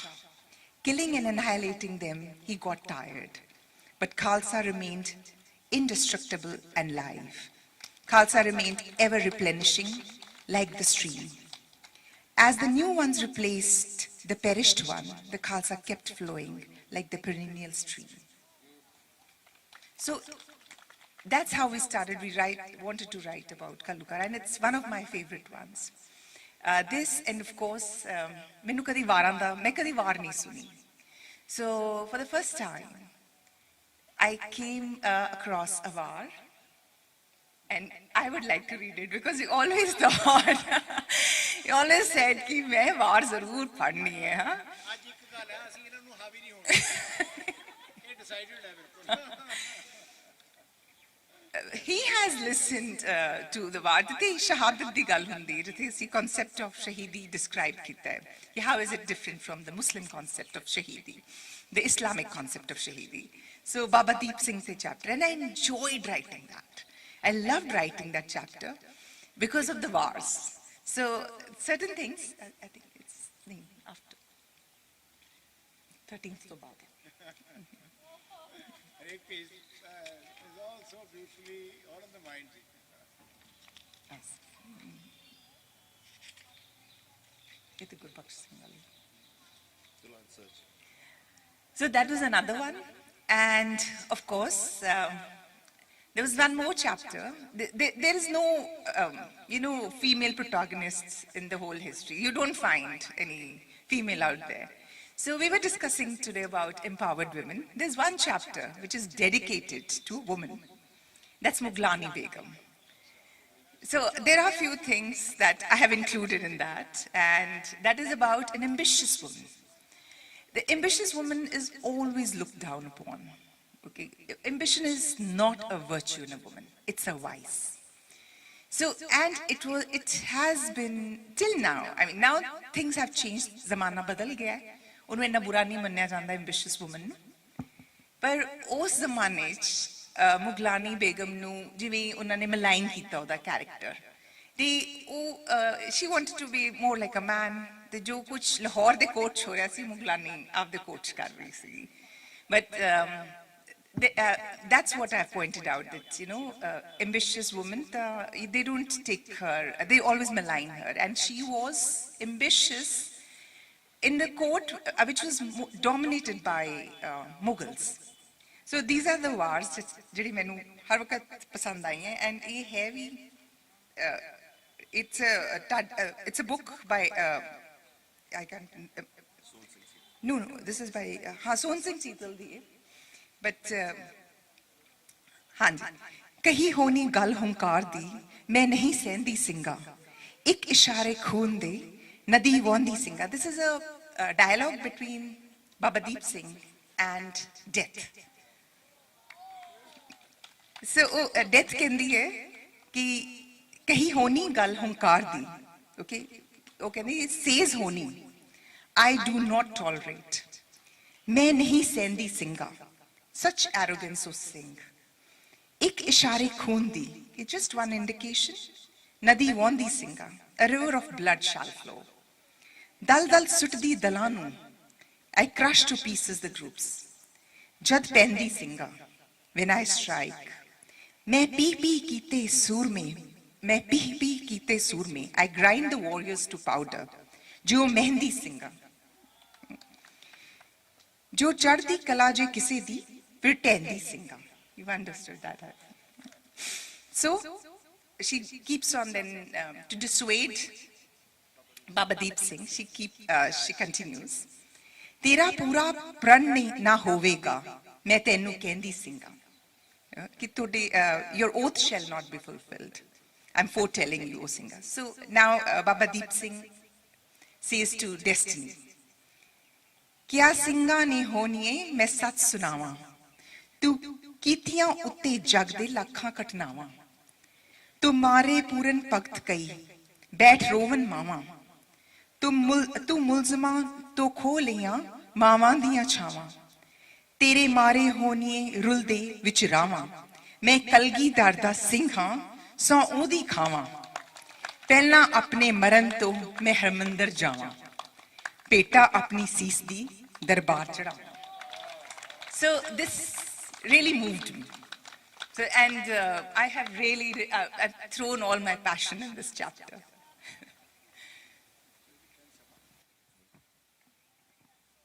ਬੜਾ ਇਮੋਸ਼ਨਲ, ਕਿਉਂਕਿ ਜਦੋਂ ਵੀ ਆਪਾਂ ਜ਼ਿਕਰ ਕਰਦੇ ਹਾਂ ਬਾਬਾ ਦੀਪ ਸਿੰਘ ਉਹਨਾਂ ਦਾ ਵੈਸੇ ਅੱਖਾਂ ਭਰੀਆਂ ਆਉਂਦੀਆਂ ਨੇ, ਉਹਨਾਂ ਦੀ ਜਰਨੀ, ਉਹਨਾਂ ਦੀ ਆਪ ਦੀ ਲਾਈਫ ਤੇ ਉਹਨਾਂ ਦੀ ਸੈਕਰੀਫਾਈਸ, ਉਹਨਾਂ ਦੀ ਇੰਟੈਲੈਕਚੁਅਲ ਜਰਨੀ, ਕਿੰਨੀ ਕਿਸਮ ਦੀਆਂ ਉਹਨਾਂ ਨੇ ਸਾਨੂੰ ਚੀਜ਼ਾਂ ਦੇ ਕੇ ਗਏ ਨੇ. ਆਈ ਥਿੰਕ ਅਸੀਂ ਤਾਂ ਇੰਨੇ ਸ਼ੁਕਰਗੁਜ਼ਾਰ ਹਾਂ ਕਿ ਇਸ ਕਿਸਮ ਦੀ ਵਿਰਾਸਤ ਤੋਂ ਅਸੀਂ ਉਹਨਾਂ ਦੇ ਅੱਗੇ ਜਾ ਕੇ ਅਸੀਂ ਤੇ ਮੈਂ ਅਖੀਰ 'ਚ ਸ਼ੇਅਰ ਕਰਾਂਗਾ ਕਿ ਤੁਸੀਂ ਥੋੜ੍ਹਾ ਜਿਹਾ ਸਾਰਾ, ਕਿਉਂਕਿ ਤੁਸੀਂ ਕਿਤਾਬ ਪਹਿਲੀ ਵਾਰ ਅੱਜ ਦੇਖੀ ਹੈ, ਤੁਸੀਂ ਕੀ ਮਹਿਸੂਸ ਕੀਤਾ?